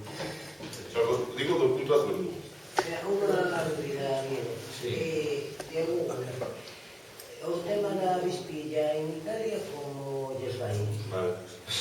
Moi mal. Sí. Están empezando a recuperar algo, pero... O problema que temos que a Vispilla son da primeira falta de información, que intentamos nós decir. A xente intenta solucionar as cousas e dice, non, teño bicho, non o dar. Se nós estamos facendo as soltas, o bicho parasita as postas, e daí o que sale da posta vai ser o que nós estamos, falo de nós, claro, administración. Sí. O que nós estamos soltando. Se a xente pode, fai iso, están facendo dos revés. A plaga esa, unha vez que tu introduces unha plaga, metes un método destes biolóxicos, nese caso, hai que deixar, vai moitas variables, climáticas, tal, pero hai que deixar que esa se asenta a población. É que lle dé por atacar a iso, non lle gusta máis toda a cousa que hai aquí. Pero bueno, pero iso é un couso de anos, hasta que iso... Como en Italia, empezaron moito antes... Están empezando a recuperar. O certo é que aquí a pouca vantaxe que temos é que sabemos o que lles pasou ali, pero é pouca, é pouca. Por eso preguntaba, O que sí é certo é que ao principio de todo se decía, cando chegou a praga se decía, podar para quitar as agallas que non saian daí a Vispilla, tanto que claro, hoxe en día se hai soltas é o contrario, porque o parásito de feito quedan nas agallas vellas para o ano seguinte seguir parasitando, etc. Entón hoxe en día se hai solta do parásito, o mellor é non podar nada, nin queimar, nin nada. Pero bueno, é complicado, e porque ademais houve un retraso na aplicación, porque dentro do Ministerio non se daba autorización, porque era un elemento novo a introducir no medio ambiente, e entón, bueno... Desde que apareceu, me parece que se tardou 3 anos, desde que se declarou a primeira, desde que se detectou, 3 anos en empezar a fazer os tratamentos. Entón, sabe unha especie que non ten un depredador. Agora, sí. No, Eu escoito. Sí, no, pero 3 anos antes... No, aquí digo. Xa. Aquí o problema... 3 ou 4 foi cando fixemos o chisme de aquí de que encontramos, foi primeiro na parte de Carballedo, A primeira cosa que se tuve foi na zona de Vila Quinta, por aí tamén. Sí, Carballedo, Cartel, bueno, na zona de... Non sei que vai decir agora. Eu escoito que estaba dando por aí un comentario de que... Non fagas caso. Espera. Algún, casi me decía, pero bueno, que non sabían en certo na Consellería se ese bichito que lle botan para matar a Vispilla non sería despois unha outra praga. Eso pasa con todos. Tú cando metes unha especie nova que sabes que é así, pode dar por fazer outra cousa. Eso... Mira, eu digo sempre co eucalipto, metemos o eucalipto, que é o cucullo do eucalipto, agora metemos o parásito do cucullo e faltan os tres koalas, nada máis. Claro, unha cousa vai tras a outra, e a veces non sabemos que efecto vai ter eso que metemos tal, por eso, de feito, parte do retraso era justificado polo Ministerio, porque era unha especie nova a introducir no medio ambiente e tiñamos o europeo. Tú sempre podes ter, cando metemos unha especie nova, que algún dos nosos depredadores, non pode ser os petirroxos, estas historias que poden atacar a velutina, por exemplo, que vayan eso principalmente, ou non. Entonces, aí, por eso ele teño que hacer, vamos soltar, se hai algo noso que xa o ataque, a ver o que pasa. Que problema hai con eso? Que é moi raro que pase, e cando te das conta, pasa o da pataca, da couza, pasa o da Vispilla, pasa de todo. Eso ven derivado, a ver por que carallo en Galicia importamos nós madeira de castaño de ningún sitio. É que vamos a ver, que teríamos que ser excedentes de producción, igual que pasa que a pataca. Como tenemos as patacas de Chile nin da casa de San Pedro, cando somos excedentes de producción de pataca? E que son cosas que non... As pragas todas dos Eso son as políticas que... debido á globalización. Non sei que... Nada, eu creo que teño entendido que se fixeron soltas do Toribus que o en Vilauxe en Campo Ramiro. Tampouco vimos tal, pero dixeron que soltaran. Pero que te digo seguro porque o sei a través de outras cousas. Non, eso, unha que nos o pagamos, pasa directamente aos servicios de plagas, contratan con Seaga e pasan dos forestales do distrito de María Santísimo. Por eso por digo, ademais, non sabemos nada. Donde hai puntos azules era onde se marcaba que están que se fixaron as soltas. En Campo Ramiro é ali seguro porque foi o primeiro sitio que cesamos. Bueno, eu teño entendido eso. Campo Ramiro é Carballedo, é su cartelo, non me acordo exactamente que bueno, tampouco son un experto, pero teño entendido como que o Toribus desplázase como 10-15 km por ano, máis ou menos o mismo que a Vispilla. Entón é posible que o teñamos aquí xa. Aquí ten logo. O sea, non digo a Vispilla, digo o depredador. Toribus. Bueno, non podería tan seguro. Tampouco. A larga sí. Debería ser, bueno, naturaliza así. Campo Ramiro fai hai que esperar a ver se se naturaliza, sí, hai máis, 2-3 anos así. Eu queríamos preguntar por eso, porque, bueno, temos algúns castiñeiros, e, bueno, a mí me interesa un pouco o tema da castaña, entón, preocupei un pouco pola Vispilla, máis ou menos tiña entendido que en Italia lles funcionara bastante ben, o rollo das soltas, pero, por exemplo, en Francia, que lles morre o depredador co frío no inverno, que non funcionou prácticamente nada. O clima mediterráneo, ali, o Cristo que temos aquí en Galicia, que temos clima atlántico mediterráneo... Eu deso non me fiaría demasiado, porque de feito as especies moitas veces cambian, non o ciclo completo, porque só cambiaría a especie, pero cambian moitas partes do ciclo e tal. De feito, e despois falaremos deso, a velutina, que se supón que no inverno non ten actividade, xa deste inverno está en todas as esquinas. Na Ponte Nova, a 3 de xaneiro, comendo a abella diante dunha colmena. Bueno, os ciclos cambian da súa zona de orixe ao resto. O que, só un segundinho, o que sí que temos que ter moi claro, e aí apuntáchelo moi ben, é que tipo de xestión e de consumo e de vida estamos tendo, porque estamos introducindo as plagas todas debido á globalización e debido ás prácticas que temos de comercio e de consumo. Pero cuidado, non só temos que botar pestes, nunca me dito, contra o que nos ven para aquí, senón que nós a veces somos os primeiros que queremos exportar e estamos levando cousas para outro lado. Entón, bueno, eu creo que eso é moi importante, moi importante. Quería preguntar que dixetes antes que por os corculios, non? Por os vermes estes das castañas. Dices que nun souto que estuvera ben xestionado, prácticamente non... Un souto non, na población de castaños. Vale. Podes gestionar o teu souto de maravillas e do lado estás a gestionar, olvida. Vale. Non é... Pero que como... Solo por recolleras. Claro, Tú si estás quitando da ayuda. Date conta, eu cando iba as castañas, que ahora non vou, pero cando iba, chegaba depois había que escoller as castañas co verde. Eu iba a escoller ali nun chimpófono onde estaban as galiñas. As galiñas miñas moradas, de cada 3 castañas limpan.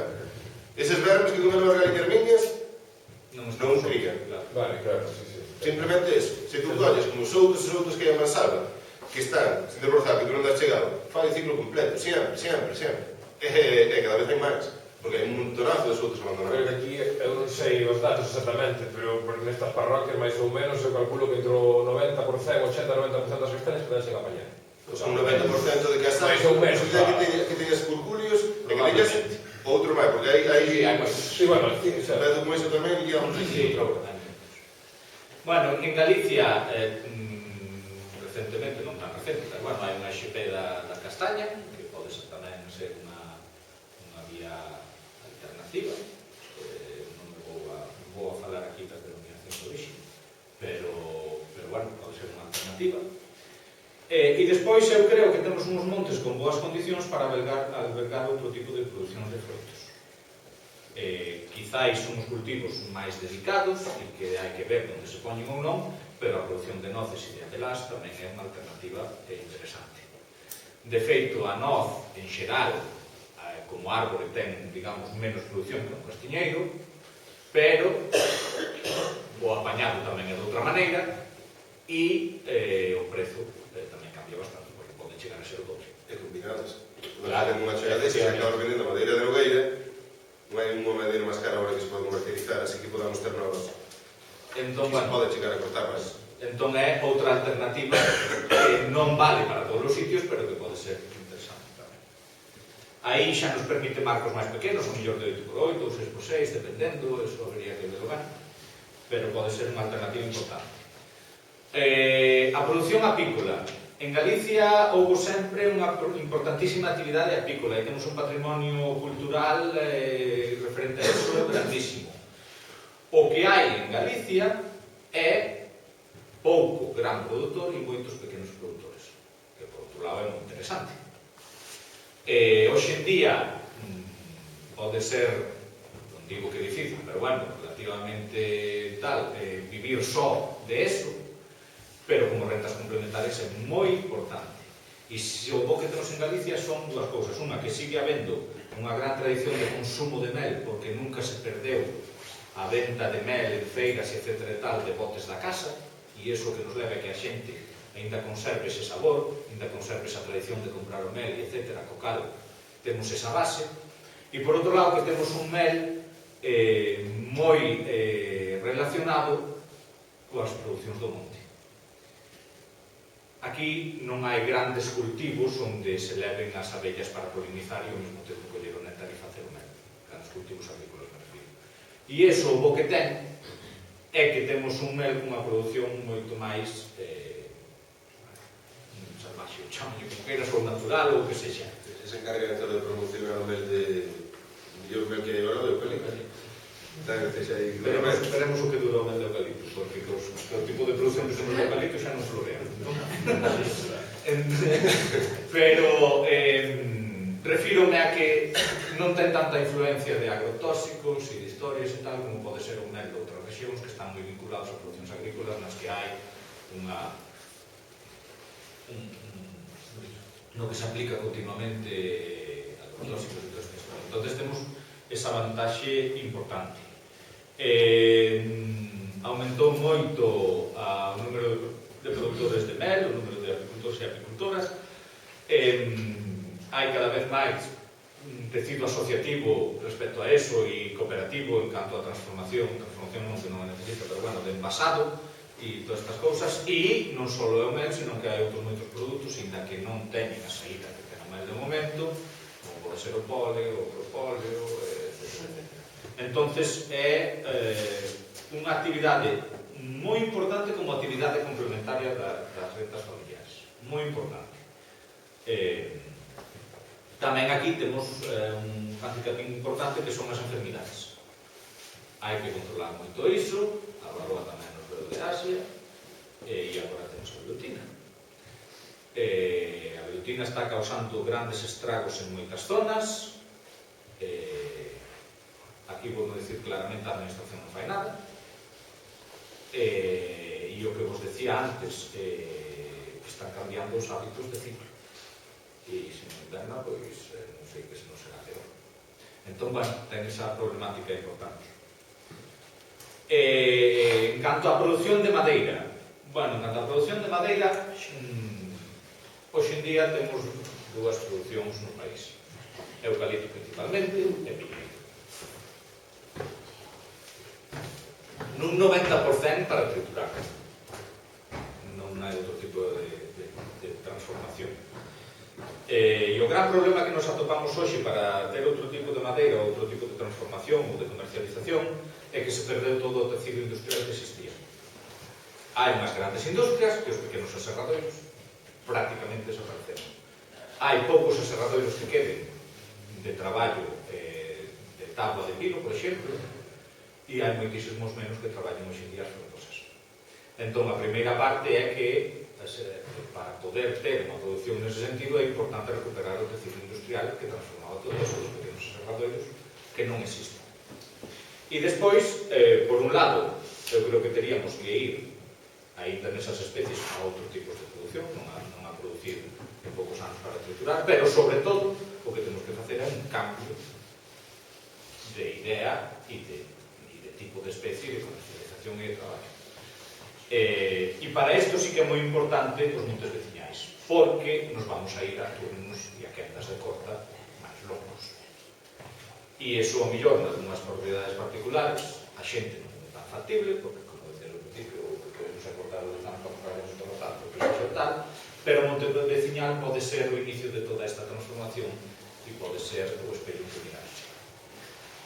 Con todo isto, hai que decir, e xo apuntaba Alberto antes tamén, que o que temos hoxe en día ainda é aproveitable. Porque, normalmente, cando compran un carballo, pagan uns 2 pesos, porque o que nos din é que eso vai pa leña e non ten outro tipo de aproveitamento, pero despois acaban en Toledo facendo barricas co carballo. Co cal duplicou xa o prezo dese carballo. E está constatado, por xente que o viu e xente que estudiou eso e tal, que ao final, con rebolo, o que sexa o tal, que ainda é máis, e tiñe ese sí que xa te non me sirve nin pa leña, por tanto non rosado, non se dá nin partido, e etcétera e tal, comprado por 30 euros en Galicia e vendido no Porto de Valencia por 300. Porque, ao final, as ventas que ten para os iates, os Rolls Royce e non sei que máis, é unha cousa especial que ten un custo moi elevado. Entón, primeiro que habría que acabar é coa picaresca que temos nese tipo de compras. O rebolo é o carballo que hai aquí, a diferencia do outro, non sabedes, é que medra pior, ten máis forma, e as follas, é unha nervadura que entra moito máis para dentro, por detrás ten pelo. Este que chegadas hasta marzo, por aí, por se chama martes 20, que ten as follas secas postas aquí. Pero é o que temos aquí, está mezclado con noso. E noso tamén, igual, quero dicir. Está cheio. É que enganchan xa máis cousas, entonces, pero deixa moi ben, o que aguanta follas despois é non é direito, como outro, non é xa follas, entraría moi para dentro, non é para dentro.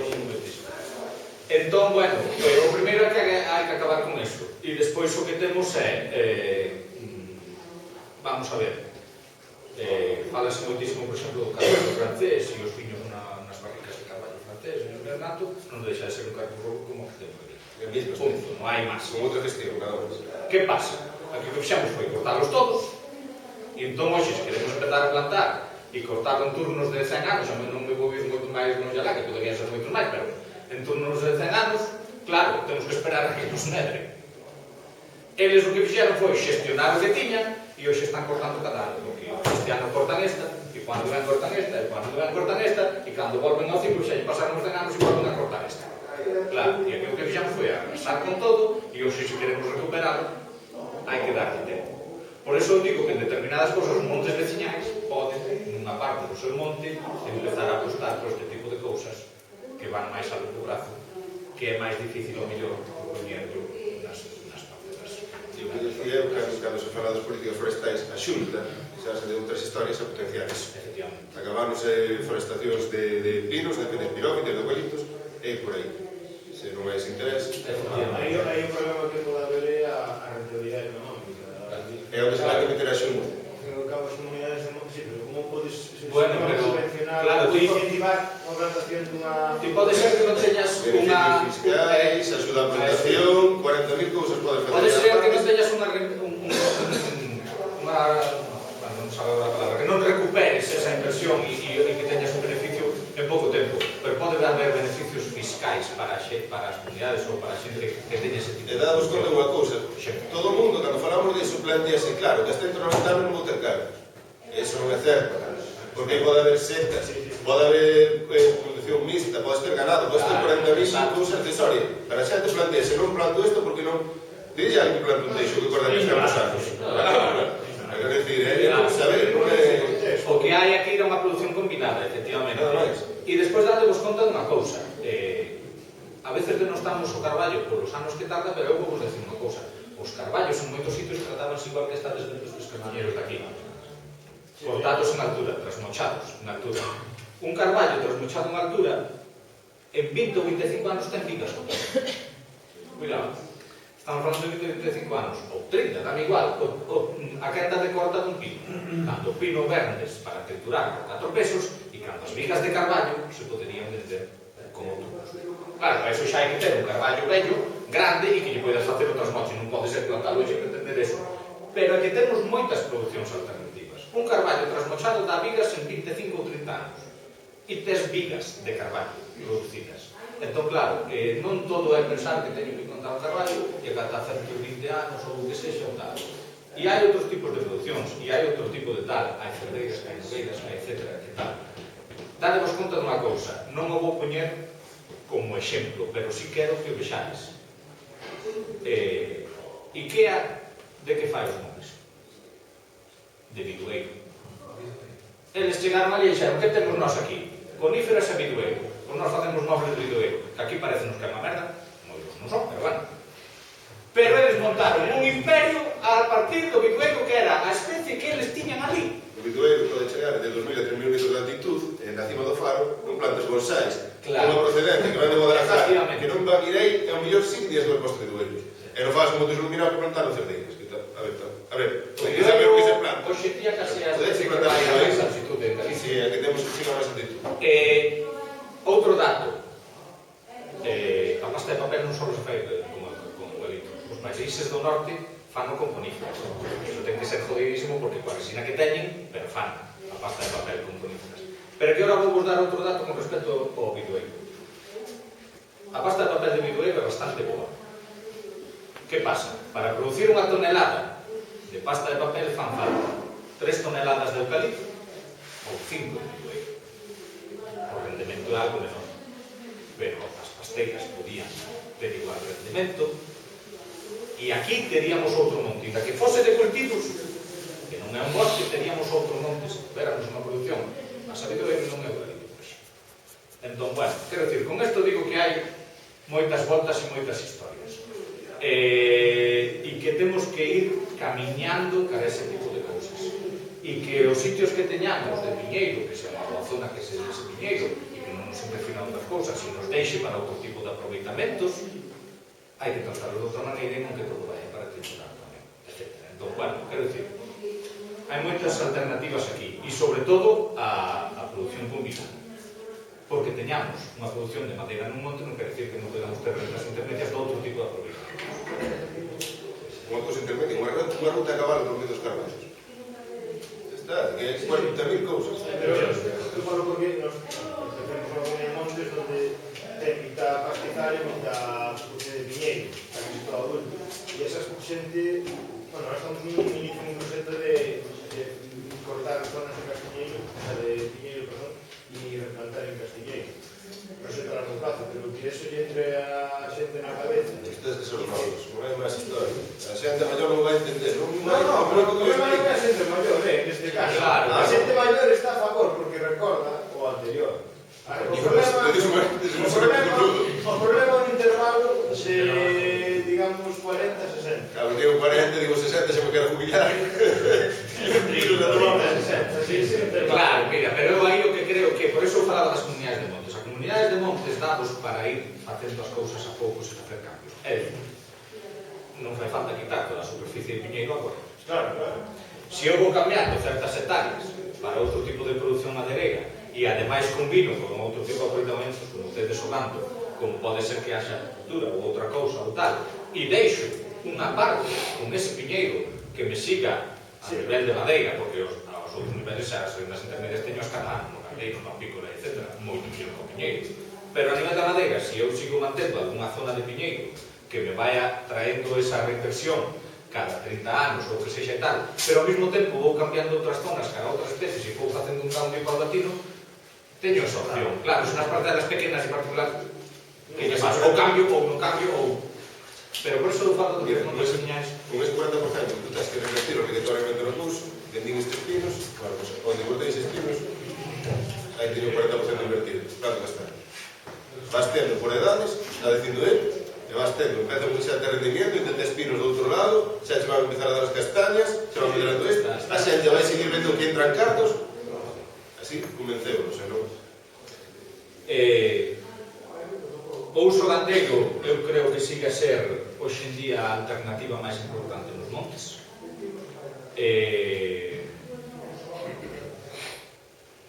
Pode ser a través de sistemas silvopastorais combinados con produción de madeira ou pode ser directamente porque hai pasteiros no monte e tal. Outra cousa que temos que ter clara, e parece que en Europa, bueno, en Europa sí que entende, o que non entende é o Estado na PAC. A PAC, ao final, se hai unha matogueira, eso non entra na PAC. Pois eu ainda nunca vi un animal que non comera o mato. As vacas non se alimentan só o terra. Depende que tipo de produción teñamos, que tipo de tal, pero eu teño visto comer toxos de cocer aos cabalos. Se o teñen que comer, non comen ese, pero teño visto.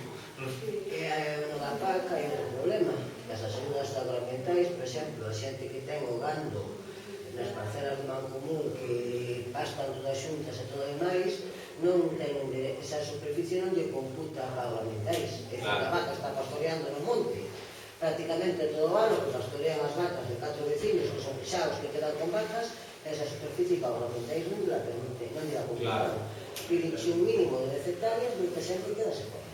Eso pasa en Galicia, por exemplo, en Asturias, pero eso queda un mes. Claro, eu que me refiro é, temos que ver que tipo de manexo temos, etc. Claro, non vale decir que eu teño gando aquí e que haxa toxo de cocer. Non, porque aí non hai gando. Non me contes nada. Agora, hai zonas que intercalan moi ben herbáceas con matogueira, que se ve que está consumida e xestionada e tal polo gando, e iso para min tiña que entrar dentro da vaca. Pero non o queren así, porque só se promociona os pastos intensivos. E xa non faremos de cabras. Claro. Entón, con isto que digo, eu teño visto explotacións na que unha vaca dura parto e medio e teño visto vacas de 20 anos parindo no monte. Bueno, pois hai moitas maneiras de xestión e hai moitas cousas. Entón, bueno, non todo é o intensivo e non só é erva como gando. Por outra parte, temos uns montes en Galicia que son grandes produtores de erva. A pouco que se aclaree un pouco o arborado e que se faga un desbroce da matogueira, o primeiro que sai aí é erva. E se ao pouco tempo se mete o papo gando a facer aí, xa vai xestionando todo o que rebrota. Temos uns montes grandes produtores de erva no país.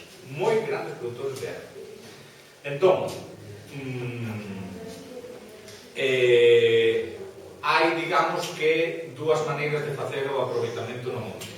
Ou ben en extensivo, ou ben cun sistema rotacional, que é aínda moitísimo máis interesante.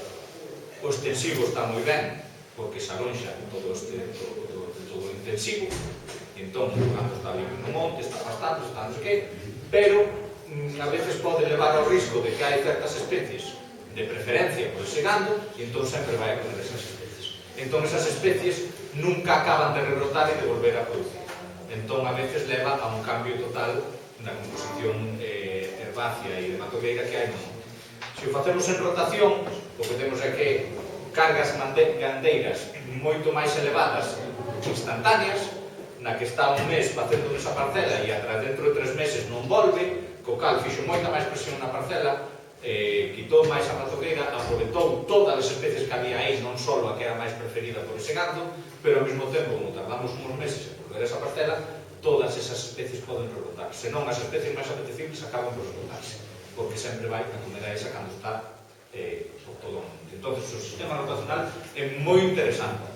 Que pasa con isto? Tamén, hai moita xente que vive aí, que está traballando e que lle interesa eso e que fai o traballo diario e que vai a pastorear ou que as cambia de sitio. E hai xente que ten un gando no monte e non o vive en toda a vida hasta que vai deixar os xatos tamén, igual que cos piños. Entón, bueno, claro, depende do que se queira traballar e do que se queira facer.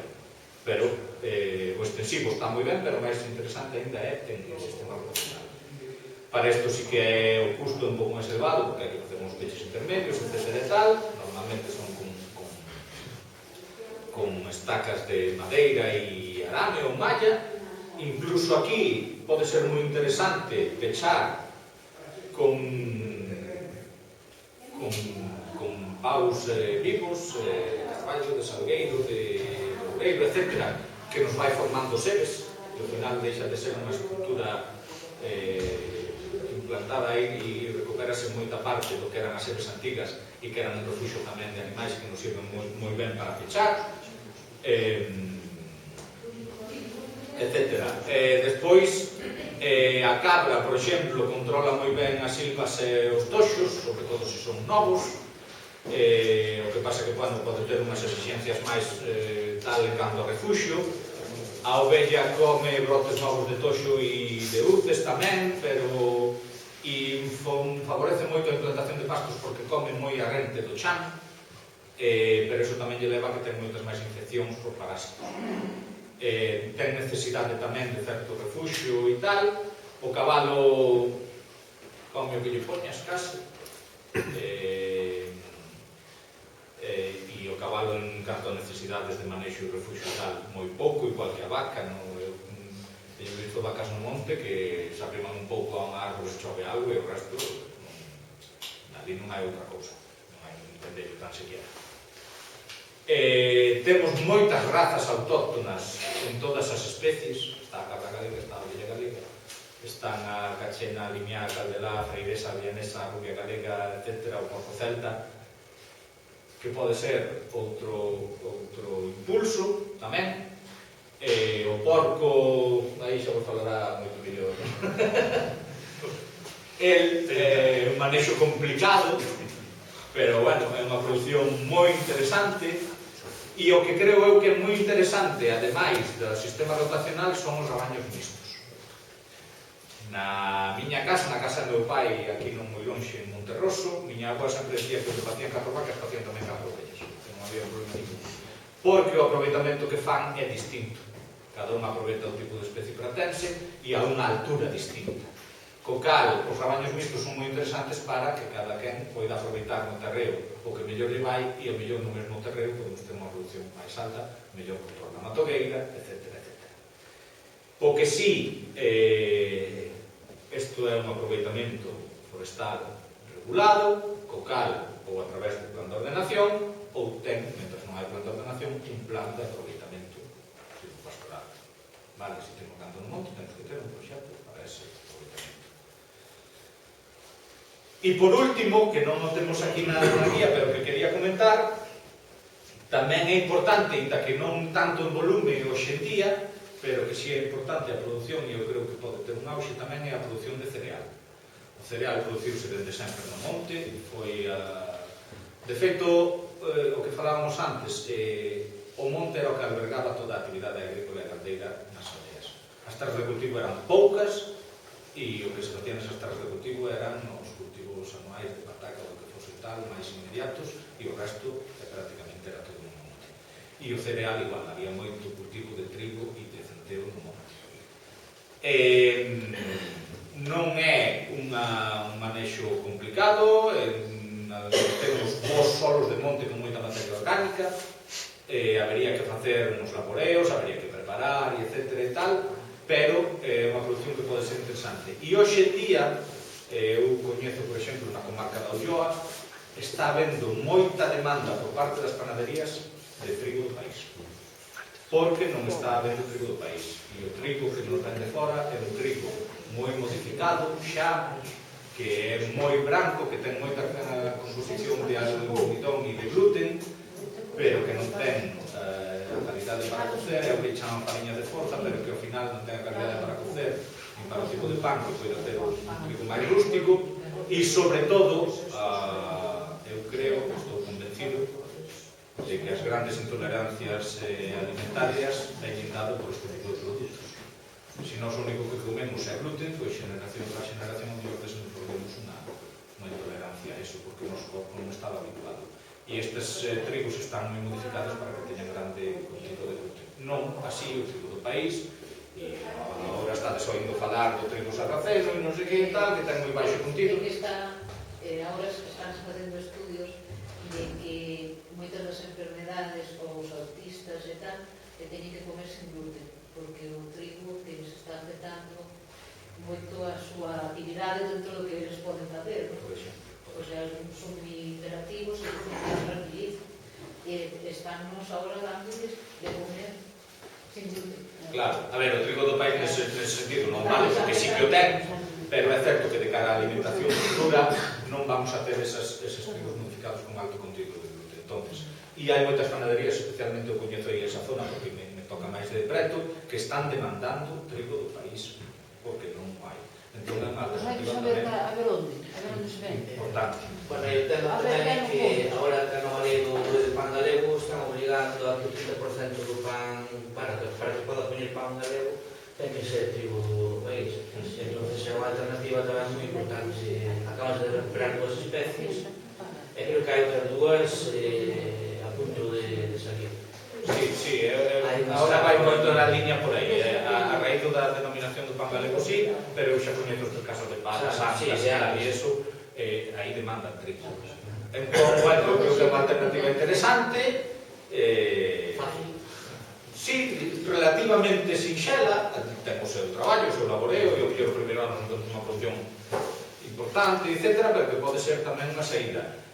E, por outro lado, bueno, en canto á biodiversidade do monte e á conservación, hai moitísimas especies que lles vai moi ben o cereal no monte, e que ao final algunhas son especies cinegéticas, outras non, etc., pero bueno, que estamos contribuindo tamén a cambiar ese hábitat e a mellorar.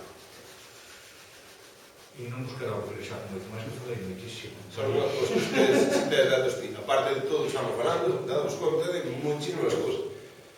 Que ahora está en auxe tamén, outra vez, o uso da resina. Sí. Que se está resinando outra vez nos montes, usase para resinar o corcho. Está se volvendo a recuperar as sobreiras, quero dicir. Sí.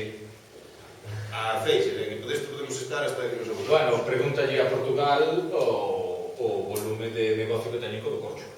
Eso é impresionante. Eu queria che comentar unha cosa que non mencionaste, e aquí danse bastante. Ella ten oficina para darse, que é o aramo silvestre. É que non sei se está despois, ao mellor supoño que xa denunciaríades o abuso que se está facendo no Michao de Seixas. É toda a superficie que se perdeu porque ahora se enterranca arrancos para... Traemos de rodeiro, os de rodeiro e os de aquí. Agora vai ser normal os de fora. Traemos unhas raspectas que non sei como hostia fan, que collen o chollo, tiran por eles e xa os collen, e non sei como non se desfan, que... Non é que arrancan a planta inteira, porque a cocen, e sobre todo a raíz, porque se puxo de moda para as enfermedades do corazón. Eso temos, é que hai unhas cousas que hai que intervir, non se está, claro que non se está facendo por a costumbre que se fai. Eso é o aproveitamento do monte, é un monte veciñal, está en natura, necesita dúas autorizacións del medio ambiente e da comunidade de montes. Estáse expoliando sin que ninguén faga nada. Aparte de que eu vai ali poñer unha denuncia, o que teñen que facer son os propios da comunidade de montes poñer aquelo en valor. Mira, se pides un permiso, vales aquelo, pos eso que faz, producción, ganando no silvestre de requeixo. Claro, non. Despois ten en conta os pequenos que arrancan son os de requeixo, igual por de rodeiro, igual por outros. É que é unha... Por un lado está o da propiedade, que o monte non deixa de ser unha propiedade privada e que comunal. Entón, a mí dame igual que veña mañá o Recorca, que veña non sei quen, que veña tal, que queiran meter ali e facer unha actividade. Sen permiso da propiedade, eso non existe. Barba está cool, é porque non máximo os judiciantes. Se me pos por la mala, xa non te deixo que chegar en coche a mí. Despois hai outra cousa, mentras o aproveitamento do arado sexa silvestre, ainda pode haber certa tal. Pero estánse facendo moitísimas plantacións de arando, e cuidado co arando, non é un manexo fácil. O arando e o collelo ten un deterioro grandísimo, xa hai que collelo con moita delicadeza, con tal non sei que, e despois non se conserva nada ben. Con isto que quero dicir? Pode ser unha alternativa a pequena escala, a tal non sei que, pero se empecemos con produccións grandísimas e en cultivo intensivo, eso non é tan fácil de manexar. E ao final vai ser como cando aquí a solución iban ser as granxas de caracóis, ou non sei que, ou tal. Quen gañou os cartos foi quen nos vendeu todo para poñer eso, e depois nos papamos as hostias. Entón, bueno, milagres non nos hai. Entón, cuidado con isto. O que ten isto, é que, a ver, daste moito barata, o silvestre, é que non se faz nada, ese ten valor, isto ten muchísimo valor. Por eso. E había que contar ese fundamental, aparte está asociado, é unha cousa que ten valor porque é unha cousa moi específica. Está asociado a zonas de sombra de turbeiro. Só está ali, non hai en toda a comarca, é un sitio do sol. Hai máis, pero non digades vivos. Bueno, hai aquí tamén, pero bueno, quero dicir, a zona onde todo o mundo conoce é aquel. Porque ten que estar asociadas as dúas condicións, senón non hai, non hai nada silvestre. Se se acota e se vende un produto isto, eso ten moito valor porque non hai. Claro, eso é unha cousa... Non teria nada que ver cas industriales do outro que... É que eso é unha cousa a acotar aí, que pode haber unha recollida por parte dos primeiros, ou que sexa, ou tal, ou vendela, ou que sexa, e outra cousa é que agora, coa auxe, nos poñamos a facer nos montes grandes plantacións de aranto, dos tres tal, que eso, eu digo-vos, que moi a bocado non vai. Se todo facemos, vai pasar como un coquillo. Vai chegar un punto, pero se vai desplomar, non vai... Non é un manexo fácil o de aranto. Outra cousa é recollido silvestre, pero as plantacións de aranto non é un manexo nada fácil. O de silvestre ten peor, que me acuerdo que hai un couso para salir un pouco. Eso que soy que pasar, que cada única espada me cumpliste. É bo.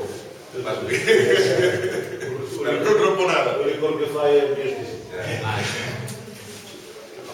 Quería facer un comentario sobre o que dicías ao Si principio. amar non o faces.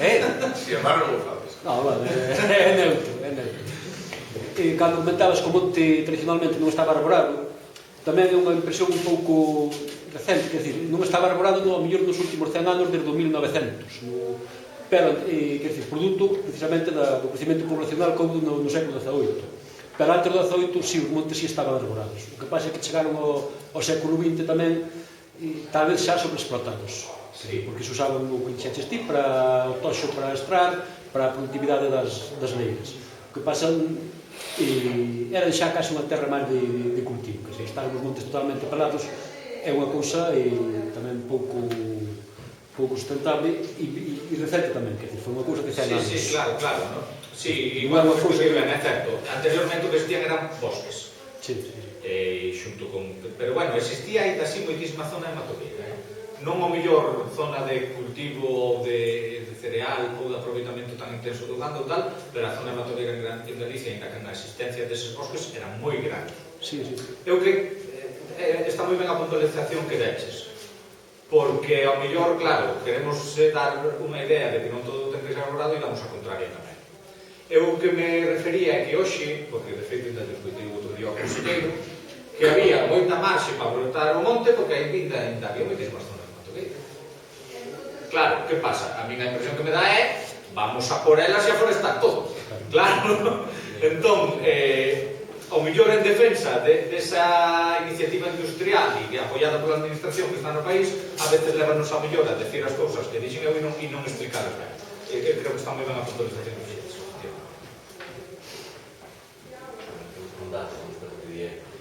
Chantada Concello, no ano 1900 tiña o doble de población que ten hoxe. Sí, claro. Pois está nos 8.200, 8.500, e no ano 1900 estaba nos 14.000, casi 15.000, que naquela época, no ano 1900, me parece unha tontería, as cidades eran moi pequeniñas. É dicir, Lugo capital andaba nos 20.000 habitantes e era a segunda cidade detrás da Coruña.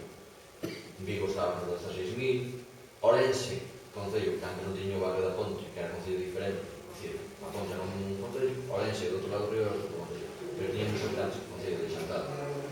Xa non digamos, por exemplo, de Fonsagrada, que eso era, era un nido de xente, que hoxe está despoblado, entre 1.500 a 1.000 habitantes. Sí, no, a ver, claro, aí as circunstancias son moitísimas, pero bueno, está ben o apuntamento que fixo el euro, o que simplemente quería decir é que non temos que pensar no monte só como unha producción madeireira como agora. Dois charros pequenos, e preguntes que pasa do problema dos incendios falando do eucalipto. Digo do eucalipto e dicen, non, a culpa toda é o eucalipto. Mira poucos que o eucalipto non é bom nin malo, o eucalipto é unha planta. O problema é como se gestionan as cousas. Nada máis, non hai... De feito, unha planta que moitas das especies de eucalipto en perigo de extinción na súa zona natural. Para os comunidades, que agora non somos presidente da comunidade, ni siquiera son comuneiro, durante 12 anos, presidente comuneiro, agora simplemente estou como sector técnico do Monte Regional de Carballo. Vale, entonces, bueno, explicamos un pouquinho a actividade que levamos a cabo desde o 2007, a final de 2007, foi cando formamos cando entramos na comunidade, non? Bueno, como calquera outro que entra e toca este tipo por robar. Entón, bueno, daquela topamos o monte como que falaban aquí os compañeros Diego e Alberto. Aforestado, quer decir, era o concepto que tiña a xente de ali do monte, que era aforestado como algo externo que non lles viña, nin lles iba, nin lles viña. Era un espacio que estaba aí que, en teoría, utilizaba a Xunta de Galicia o seu antoxo, que de vez en cando pues, caían os cartos. Bueno, de que caían bastantes cartos porque o precio da madeira era bastante, bueno, dos pinos, que básicamente o que temos é bastante importante, entón se viñas a repartir moitos cartos. Bueno, o tema é que unha vez que entramos no monte, analizamos un poquinho o que tiñamos, desde aí a imaxe que sea o límite do Monte do Carballo actualmente, que como vemos principalmente está formado por masas de piñeiros, pastizais, e alguna zona masa que son lareiros, simplemente pues, no sé si hay algo de la sobre el tema.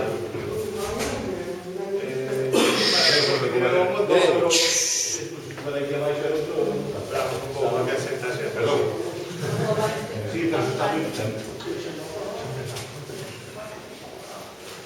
superficie do monte son 690 hectáreas, o uso forestal propiamente son 450, como vos decía, faz unha xestión privada, sin convenio. Unha das primeiras actuacións que fixemos foi precisamente cancelar o convenio ca administración, porque naquele momento non considerábamos que estaban cubrindo ni sequera os objetivos do plan de ordenación, realmente entendible, non?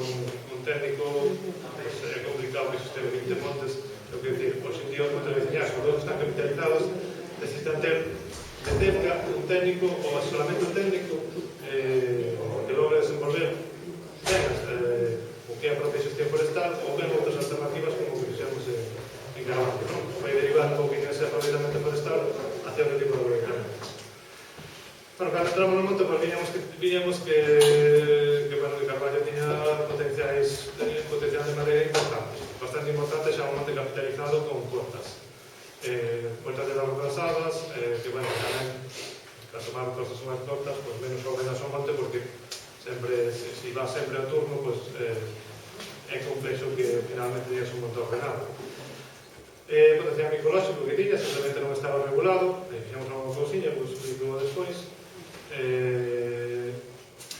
Silvopastoral, antes era un monte que había moito gando, por todos os montes de Galicia, pero bueno, foi se perdendo hasta o punto de que se perdeu casi absolutamente no momento que estamos, entonces, poniendo os objetivos.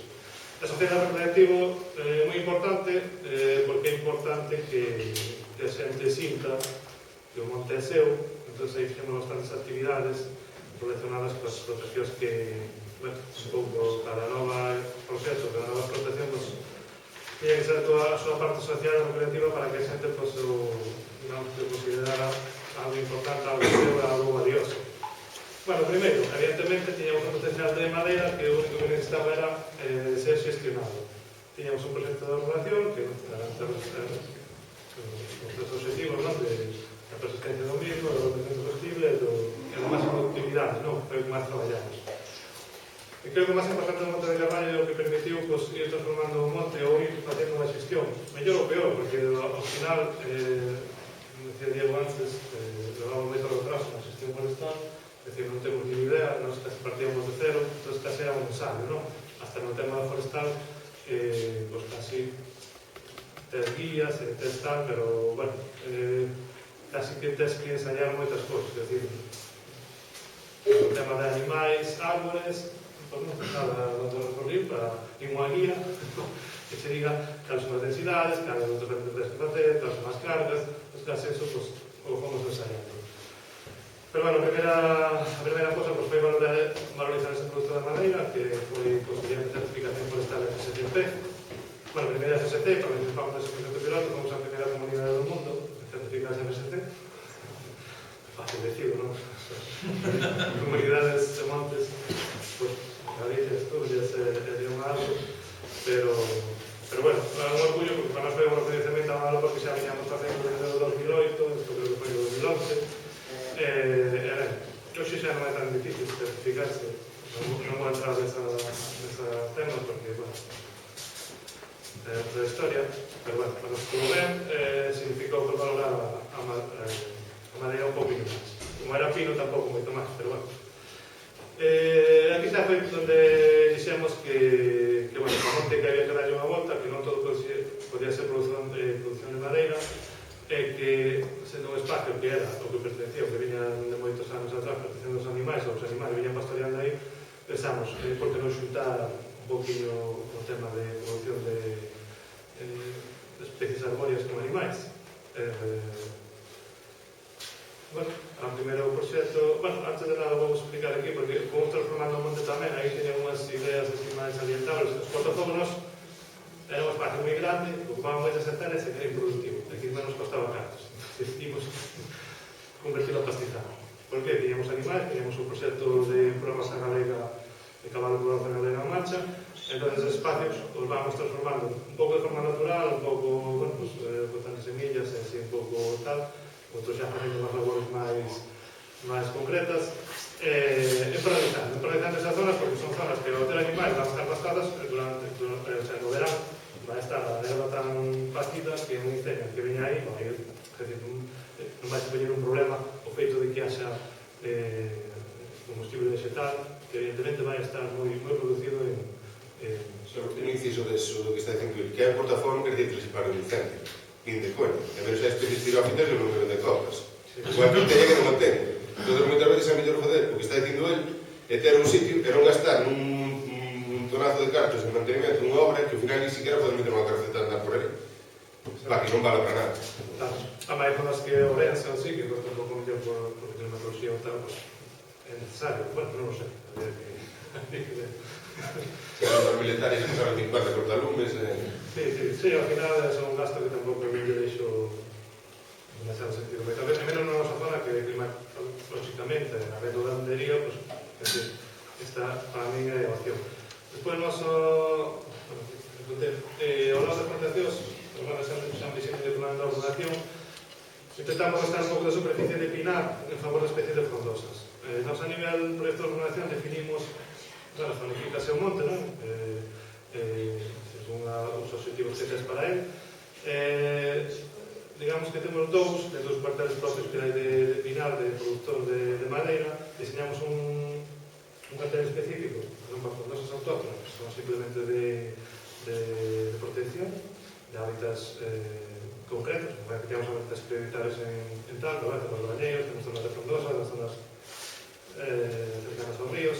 Nós tenemos un proceso de producción de frondosas patafóico. Desde aquí, simplemente, en función das zonas que temos diseñadas para isto, pues introducimos unha especie, ben castaño, ben nogueira, ben cerdeira, facemos cantidades relativamente pequenas e intentamos combinalo co tema da prevención de incendios. Neste caso, aquí, o que se fixo foi aproveitar o cortafuegos que hai, evidentemente, deixase sempre un cortafuegos transitable, e a los lados aquí xa se cortou e aquí plantaron frondosas, neste caso castaños, ocupando unha franja de uns 20 metros, todo ao largo do cortafuegos de castaño. Un pouco a intención de no futuro ter unha masa de frondosas, cortafuegos, e deste lado, do outro lado, que non se corte, será para o ano que ven, tamén está planexado facer unha plantación de frondosas. Desta maneira temos un cortafuego verde bastante amplio, e que, evidentemente, en condicións adversas, probablemente non pare o lume, pero entendo que vai ser máis fácil que se hai piñeiros. Entón, pero bueno, o do lume é algo que xa falamos aquí, pero canto máis usos teña o monte, canto máis rentabilidade lle vexamos, e non rentabilidade en términos económicos, pero antes falamos despois, o que menos posibilidades hai de que abra o monte. Bueno, máis ou menos con esas as...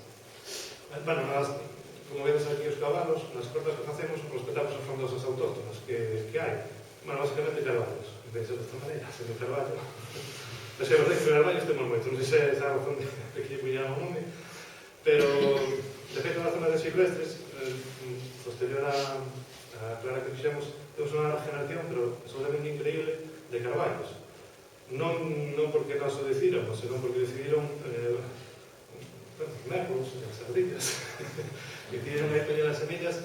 É increíble a cantidad de carballos que temos e que están crecendo. De feito, o enfoque está sendo casi esa zona de silvestres que se vai aclarando sucesivamente. Conservan os carballos e probablemente no futuro, en términos silvestres, teñamos unha carballeira bastante importante. Pero, bueno, esa é unha idea que temos aí en mente, é un pouco derivado das condicións que nos impuñeron as natureza.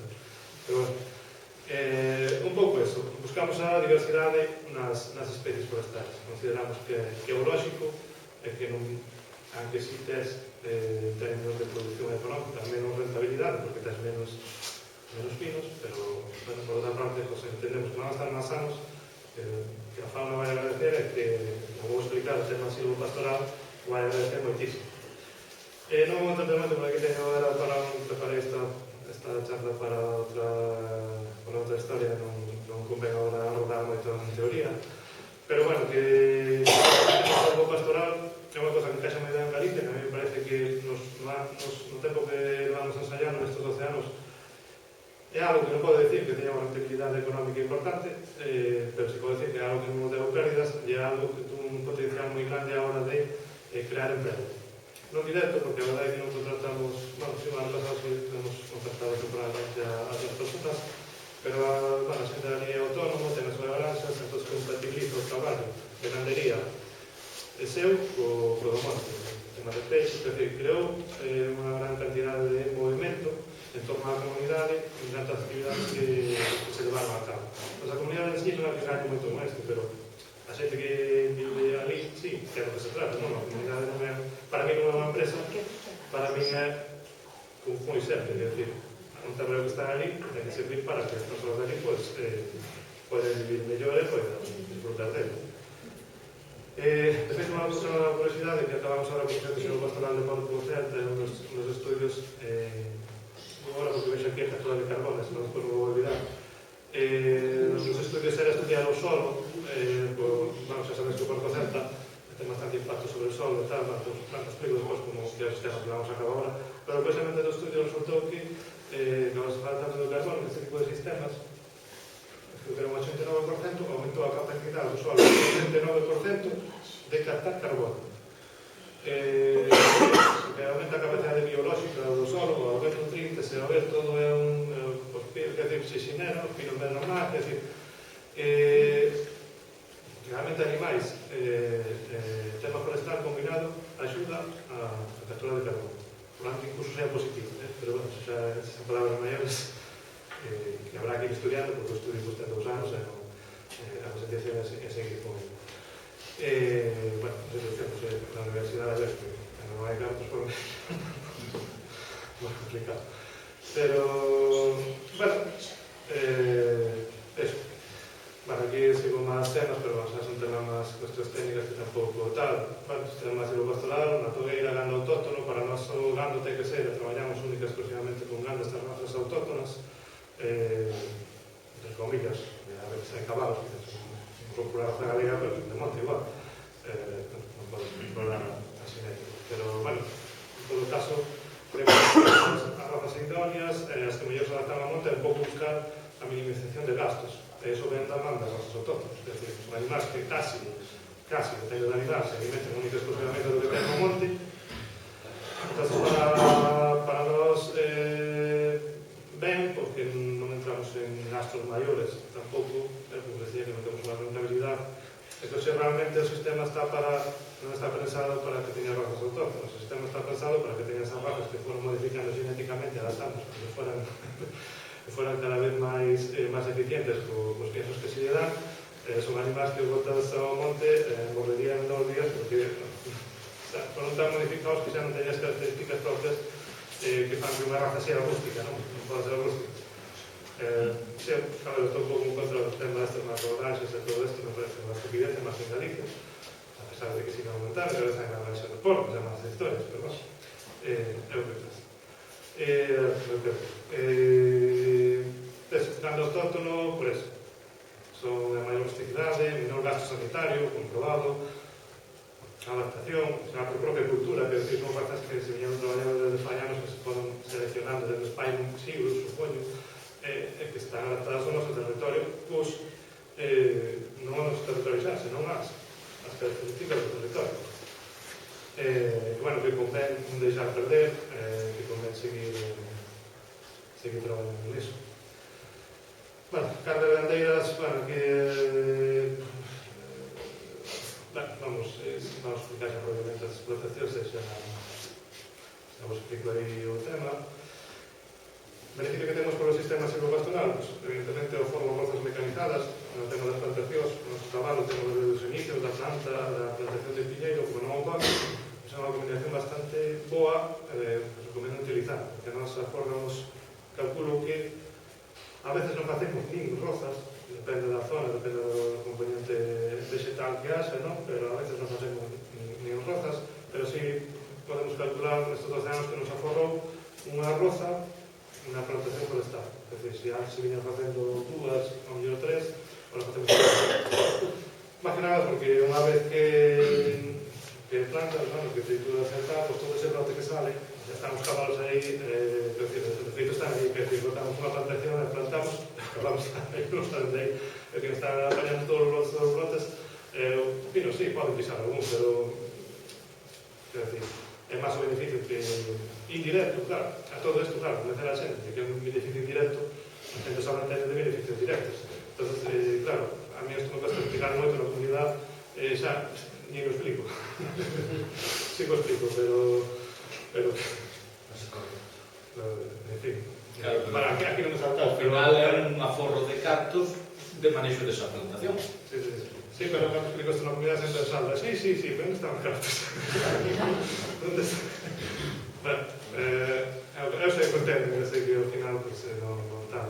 De feito, sei contento, porque estuvemos 12 anos sacando proxectos, dentro de que houve esos máis e menos, fomos salindo adiante con estas iniciativas.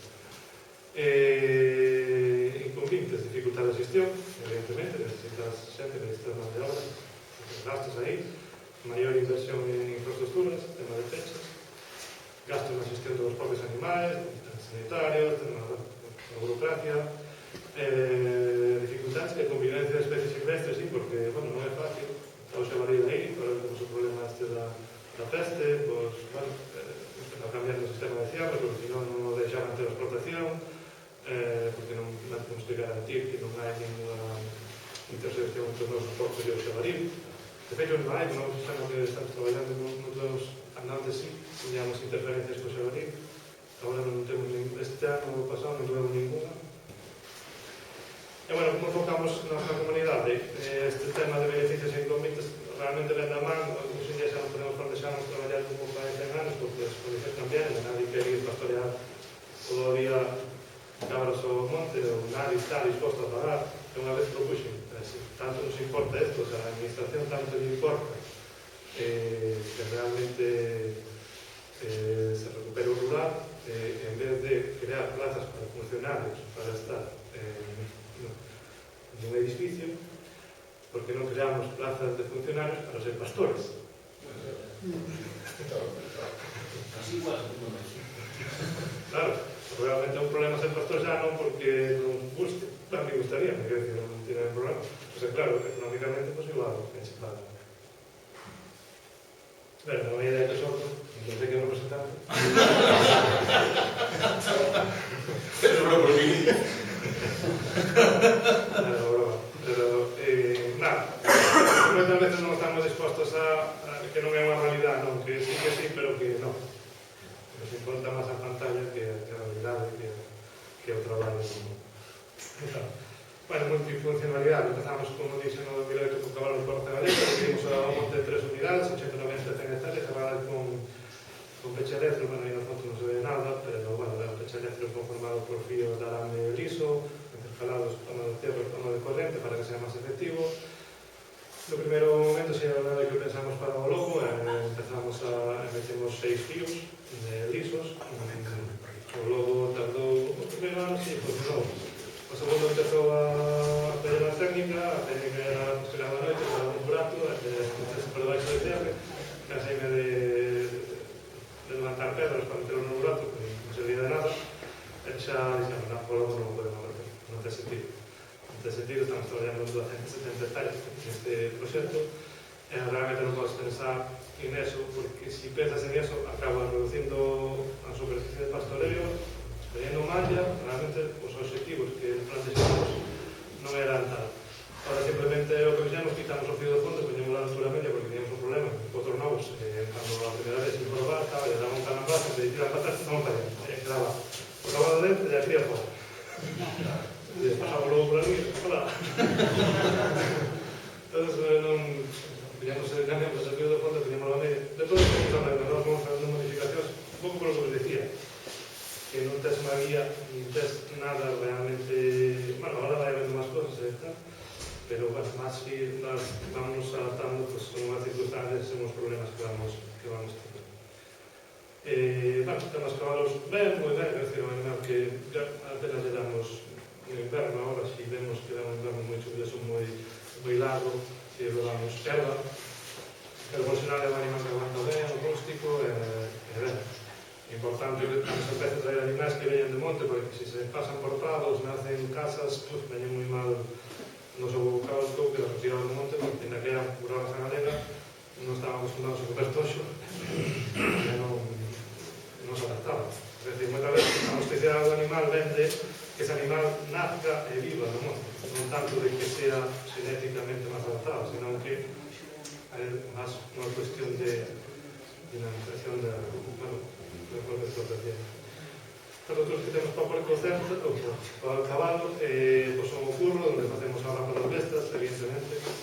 A rampa das bestas é o que maior a nós, que temos unha parroquia de 44 comuneiros, que teñamos máis de 1000 personas que teñan a ver a rampa, a nós se nos desborda, porque nós nunca necesitamos isto para máis de 200, máis de unha cosa na Miguel, por repente, se nos desborda o tema, a mí me dará, porque empezan chelo o monte de coches e tal, é algo que me gusta demasiado, pero bueno.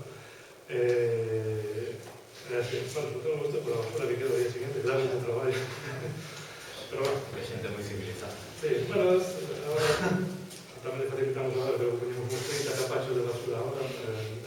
Nos, sí, a veces tens que ir a veces sempre poñer un café, tira a basura aquí. Non me tan siquiera e tal.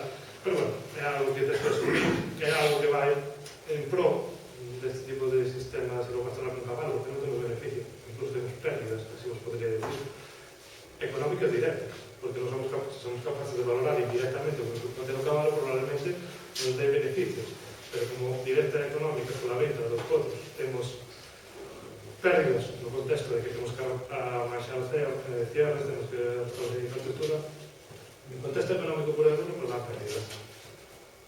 Iso é así. Non moitas tampouco. Pero bueno, hai que recoñer o tema, además agora non temos así axudas para salir a línea específica para este tipo de para peixes e tal, pero agora non hai, está a vida. Bueno, temos pasos canadienses, todo o que vamos facendo, vamos intentamos salir as axudas, evidentemente, aproveitadas, bueno, como seguir, puntos de nuevo que xa había, moi simple, todo. Bueno, esta diapositiva poño porque non é algo que debamos obviar, é dicir, este é un problema para nós tamén, pero xa non desde o punto de vista que nos supone un problema desde o punto de vista económico, senón que nos supone un problema porque non somos capaces de conseguir ter unha manada, o sea, non sacamos alientas crías, non somos capaces, temos un 90 e pico % de daños todos os anos. A ver, o problema non é derivado do lobo, que sempre explico, porque se non explico isto, a xente pensa que matar o lobo. Pois son pro lobo, eso digo aquí, non digo na comunidade. E se non me botamos a monte con él. Pro lobo, eles saben que se montar. A ver, tamén eu dou a razón, claro, é que, a ver, non mato todos os cabalos, porque senón non vou ter ninguna economía. Bueno, por nosa parte, é un problema porque deixou de haber gando no monte, entonces todos os daños, os lobos iban ver os vivos, probablemente xa menos, pero que ven a comer o que resulta máis fácil, máis a máis, é dicir, ni aí non os cabalos, que non hai outro, é dicir, para recuperar os danos, para recuperar estos, temos que recuperar os 500 cabalos que había antes en toda a serra da Cova da Serpe, toda esa zona que sempre houve. Se non quedamos nos 30 cabalos, como comprendedes, pues, non dá para alimentar ninguna manada de lobos. Pues bueno, ese é o problema. É un problema, pero non é un problema o lobo, non é un problema. O problema é que falta de ganadería extensiva. Se temos todos os daños, podíamos compartir daños. Pero todos meten en graxas, como entra o lobo. Pero eso é o que pasa co lobo, cos corvos que comen as cereixas, co non sei que tal, como só queda eso, claro. E despois temos que darnos conta do tipo de monte que temos hoxe. O tipo de monte que temos hoxe é un monte que dá bo refugio á fauna para estar e reproducirse, pero non lle dá alimento. Sí, exacto. E entón a donde van a comer o xaboril vai a comer as leiras de millo porque no monte non ten alimento, o lobo vai a comer as dotacións tal, porque non hai máis gando no monte e etcétera, entón claro, todo o sufre un. Sí. Terra é, por eso. Sí. Sí, ao final se non se xestiona o monte non deixa de ser productivo. E está ben, se queremos que o monte sea algo supernatural, como iba así. Pero realmente temos que entender que nós formamos parte deste tema e creo que ao final todo nos beneficia, tanto as especies silvestres como os humanos, de que se faga a xestión do monte de unha maneira ou outra. Non digo que cada vez faga ni animal ni casi para así, pero bueno, non son alternativas que tomamos por as condicións de características que temos. E o sistema, bueno, 2015 xa entramos ao fuerte, xa que non dan cartos aos potros, vamos a meter algo que dá cartos.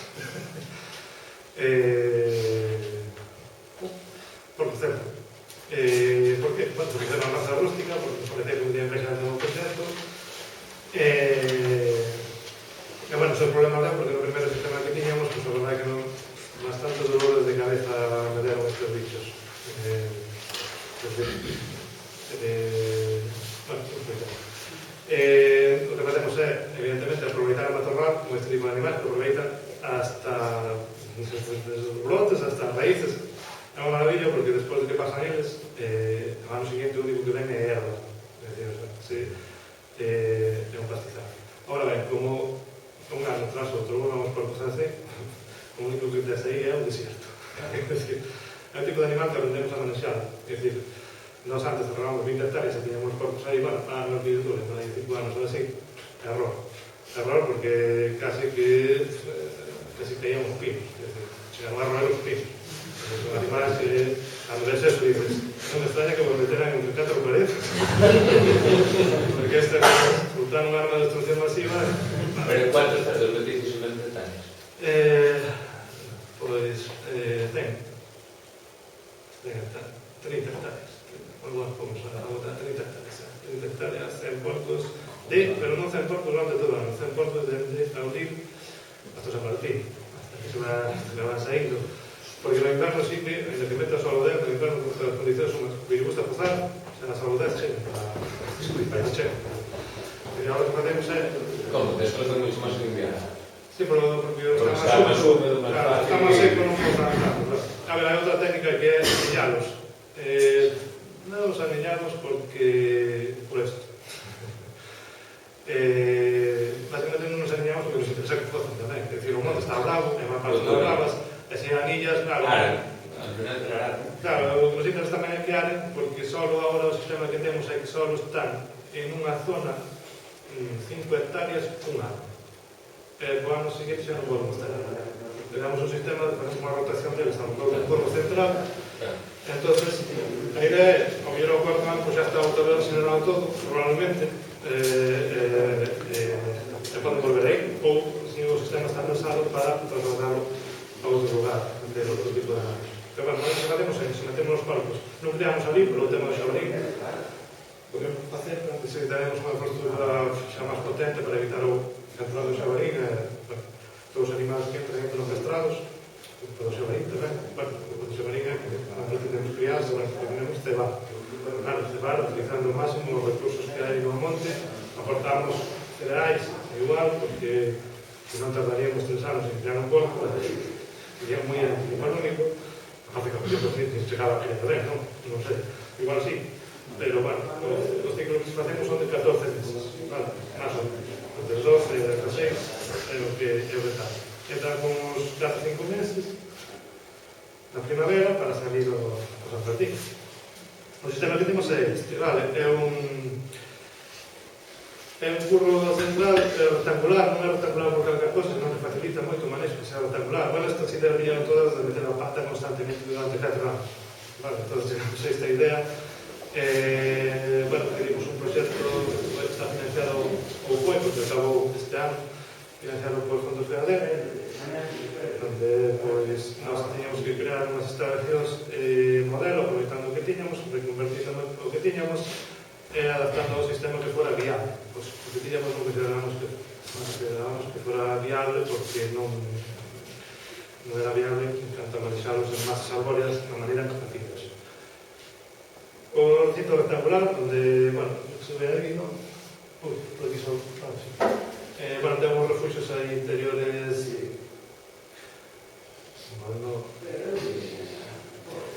temos refugios interiores para que se metan eles, non se meten moito, quer dizer, metense cando les parece tal.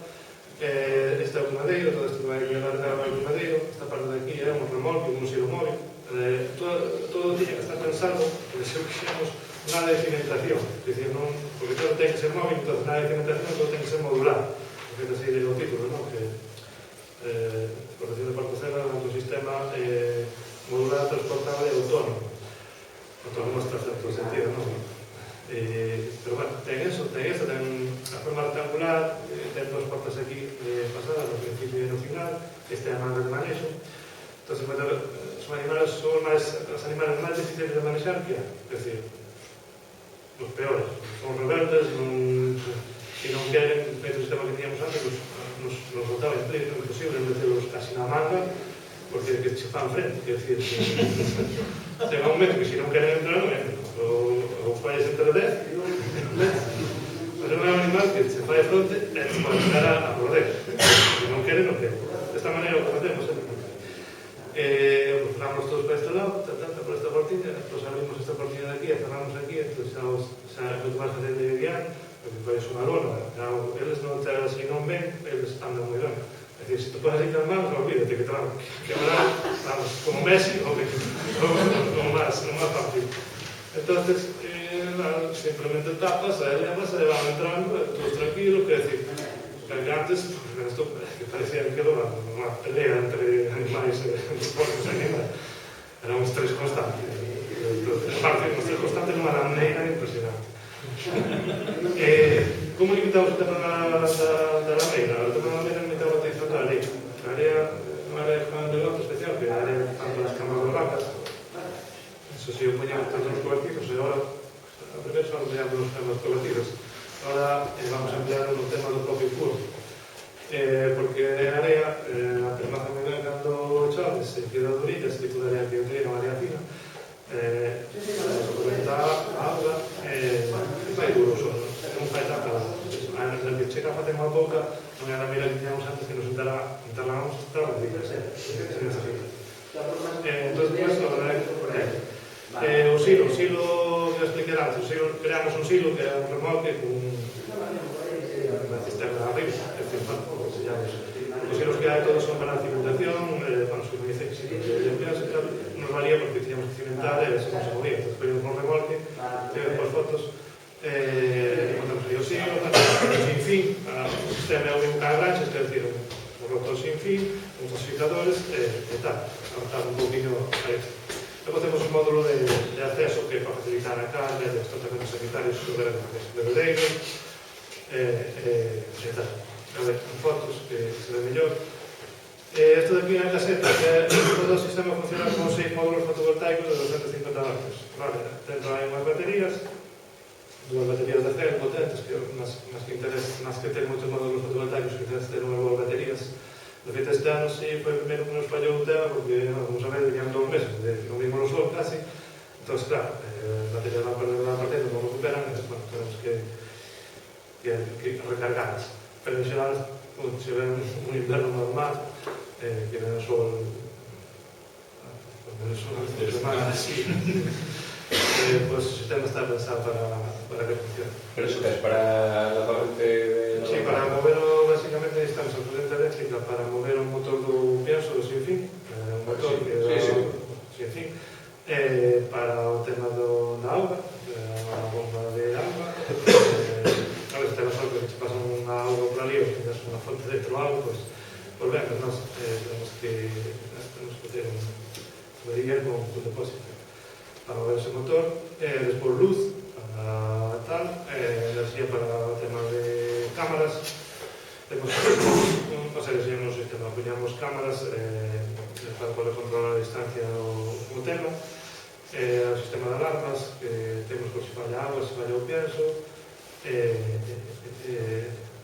energéticamente, bueno, pastor eléctrico, un pastor porque o sistema deles está cerrado con malla eléctrica por abaixo, puxeron as flechillas, hai unhas alambres lisos por arriba e por abaixo. En la acción directamente nos pinos. Nosos pinos utilizamos de postes. Por qué?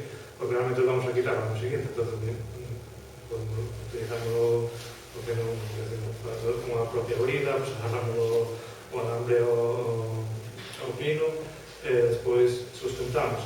Esa, porque a malla, bueno, as veces como son, que as mallas son bastante endebles, entonces sustentamos ao fío ese de arriba. E por abaixo igual. Que é malla bajera? Malla bajera. Malla bajera normal. Accidental de 90 centímetros, este fío de arriba podemos poñer algo alto, ainda a 30 centímetros ou así de altura. Boa cuestión é crear, para evitar que salte o lobo. Nunca tuvemos tamén máis señales dentro do lobo, dentro do recinto.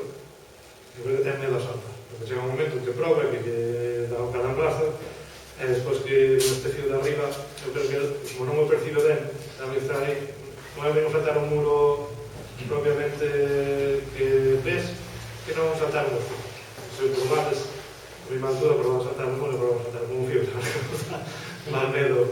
Bueno, é unha... Penso que pode ser así, pero non sei se é así. Bueno, aí vedes os cobertizos, a área esta, como vos decía, que ahora vamos a utilizar a área tamén nesta parte de aquí para evitar o esfagameiro. Sí, é verdade que ao lado do comedeiro poñemos parrillas, pero bueno, parrillas postas no suelo, non parrillado, simplemente son parrillas colocadas unha detrás da outra. Por qué? Porque nos temas que teníamos antes os porcos pasaban por debaixo do comedeiro. O pienso que ia para fora, empezaban a forzar, e se cambian. Es un gato estaba no aire. Entonces, con este sistema conseguimos estabilizar bastante ben o comedeiro, solo poniendo as cenas. Bueno, pues esta investigación, eso, bueno, tenemos wifi para el tema de conexión de las cámaras, tema de datos, que puede entrar ahí, puede ser necesario, pero bueno, la Euroscope está ahí ya, en medio del monte, el tipo de protección está pensada, pues está al de casa, pues no necesitas estas historias, pero ve muy bien cuando tes a 6 kilómetros de la casa, por monte, pues saber que todo está bien, todo un día de aire o tal, permite reaccionar más rápido frente a un problema y ser más eficiente en las visitas que faz. Vale, estos son por PC hacemos con módulos de polipropileno, son los que utilizan las garajes interiores para dividir a diferentes celdas, los utilizamos para cerrar el fuego exterior y simplemente os unimos con las plugins y los tornillos para que sea después fácil de quitar, lo más fácil posible. Que si todo es montable y desmontable. Vale. En madera no, o sea, la idea sería ponerlo en madera, pero hay que estarlo en todo. Por la parte de abajo. La parte de abaixo... O se me refiero, non fazo para subir para abajo? Non fazo porque claro que xa están ocupados polos propios cobertizos interiores, queda pouco espacio. Non, eles adentro non están. Quer decir, está sempre aberto. Quer decir, hai unha posibilidade unha porta automática de fecha de cierre, pero realmente están sempre aberto. Que si eles aquí dentro del banco monte, están no monte, non... E aí que van todos os días a comer? A unas horas en concreto de comer? Sí, bueno, desde pequenos se acostumbraban a señal acústica, non? A un timbre, entonces para cando comen e tal, que les asocien eso, básicamente non por nada, porque si tenemos en algún momento determinado, pues mirar o que sexa, facemos un lado timbre, veñen. Sí, non preocupe, non lo podo facer moitas veces porque son inteligentes. Eles agora son los fían como todo o pienso. Tú podes falar o chirpe e quedas mirando fora a ver se soa o motor. É fácil de engañarlo porque pone o motor do pienso durante uns segundos. Pero, bueno, non, son bastante inteligentes. No, creanse problemas con todos los sitios. Quiero decir, que si tú tienes que enseñar las instalaciones por un búnker. Porque teníamos antes que no valía para nada. Era malla, teníamos malla de estos soldada, levantada. Entonces, es decir, esto fue un millón de soldados. El millón está funcionando, de momento bastante bien. La comida calle es toda ao largo dese comedeiro, como vedes, es decir, está dividido, los dosificadores en los dosificadores, cando chegou o último é o sensor, activo o motor, que fai o de los dosificadores, entón o pienso cae todo ao largo do comedeiro, entón todos comen. Entón non hai problema de peleas, es máis... As peleas ten igual, pero bueno, porque se come do lado, pues ten que quitar do lado. Pero bueno, unha alimentación que se suplementa así. Vamos variando a alimentación, ao largo do lado. Primeiro empezamos fuertes, pero cando chega a primavera xa vai tal, disminuíronlle bastante o pienso, para que se vayan buscando un pouco a vida, porque se non usamos mundo o pienso. Disminuíron hasta medio kilo e disminuímos por día. E despois volvemos a aumentar cando chega o inverno, cando chega o frío, volvemos a aumentar a ración para que o frío tal, máis consumo energético, xa teñen menos tamén no monte. Pero bueno, eso. Bueno, non sei se me vamos a explicar. Bueno, este é un módulo de aí facemos, antes de que facíamos, cando cargas en inverno, chove, estábamos cansados de ir a cargar os porcos cando chovía. Entón, fixemos un módulo que non sei se teñe fotos de interior. Bueno, é un módulo dentro de unha báscula, a mesa está un pouco un tema fácil de manexalos, ninguén lo sufre tanto estrés, e sobre todo nós non sufrimos tanto estrés. Eso, non queda que moito máis podo explicar. Bueno, non sei se me queres facer alguna pregunta desto, porque nos dan preguntas, non sei se o tema do... La rentabilidade. Rentabilidade. Bueno, a rentabilidade aquí sí podo falar de rentabilidade. Entón, non é excepcionalmente para a comunidade, porque realmente a comunidade todos os traballos os paga. Pero xente de ali, que é autónoma, é que factura. Pero realmente, se me dices, ese aumento desta explotación, que rentabilidade teño a nivel personal? Non se teño que quitar, porque a comunidade non ten moito máis de 2.000 euros de rentabilidade anual por este sistema. Pero claro, está pagando a xente uns 5.000 euros anuais para montar o cierre, desmontalo, cargar os animais, é dicir, se xenera bastante movimento nese sentido. Se eu teña explotación, eu xa fago eso, é un rendimento máis, 3.000, teño que sumar 5.000, estamos con 8.000. E pois outras labores máis que se fan, probablemente este, en torno aos 8.000 euros anuais traballando como 70 foros. 70 foros en cero. O sea, nos, ten en conta que tens que comprar, é que esa outra economía que genera na zona, porque compramos a xente da zona, que pode crear e que non le compramos. Entonces, quieras que non, é interesante este tipo de proxectos, sobre todo para comunidades. Eu digo para comunidades porque dentro do 50% que se falaba para fazer unha inversión é crear actividade no entorno. Se alguén vai plantear isto desde unha comunidade de población, desde comunidade me pregunta, pero non rentabilidade, rentabilidade total. É dicir, digo, de 2.000, 3.000 euros, non vai. Claro, tens que ter en conta da economía que xeras no lugar. É dicir, porque ao final tens consumos de materiais, consumos de pies, e o beneficio para o monte. O beneficio propio, bueno, sí, non sei se para o monte, non sei que términos O te beneficio natural, non? Sí, que é procesos. Bueno, o beneficio natural ten máis o bosque, porque dixes o tema da resina, ten máis beneficio respecto a que o monte este limpio, se nos seguimos un pouco a tema ese, que está nunha zona completa, quer decir, para manexamos 10 hectáreas anuais. Bueno, pero ao final eles manexan vegetación, abona, etc. Sí, claro. No, nese sentido... Rotura na tierra, bueno, sí, no, é o beneficio que ten sobre as árboles. Claro, porque ao final non creas con 30 aí, estás preparando no 30 que bueno, que pode ser, pero bueno, eso habría que facer un estudio máis completo sobre eso, pero bueno. Rentabilidade, esa rentabilidade basicamente a capacidade que ten para xerar, pero bueno, eso é un gran tipo de explotación que poñas en manos en vai ter capacidade para xerar emprego, para xerar tal. Eu non aconsellaría facer isto de forma voluntaria, porque fixen eu. Fixemos algús,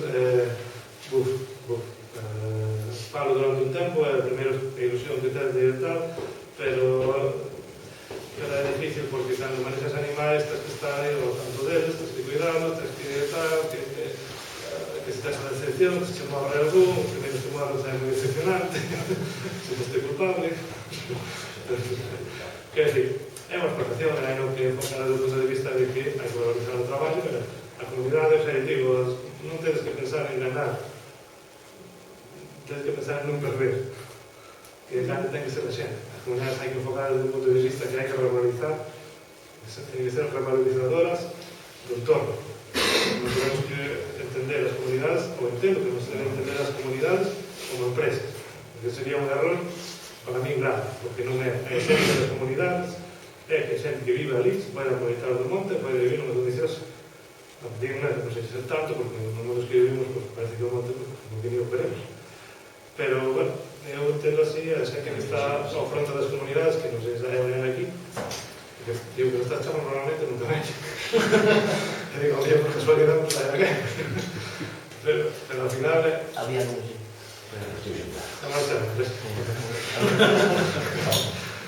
Bueno, quero decir que a idea que temos que transmitir, baixo o meu punto de vista, baixo 12 anos de experiencia, é que os montes non son empresas, temos que enfocar desde o punto de vista de que os recursos, nós estamos transformando os recursos do que é a masa forestal, obviamente, seguimos, a masa forestal sigue sendo o noso recurso principal e probablemente siga sendo, pero hai que ter outras actividades en marcha que permitan crear, é dicir, a partir de aquí, pues, poden xurdir outros proxectos, porque non hai alguén que colla 400 por cento e decir, elaborar produtos de por cento de tal, é dicir, non surdiu ainda, non surdiu nunca, pero bueno, a posibilidade xa está aí e xa nadie pode decir, que facemos?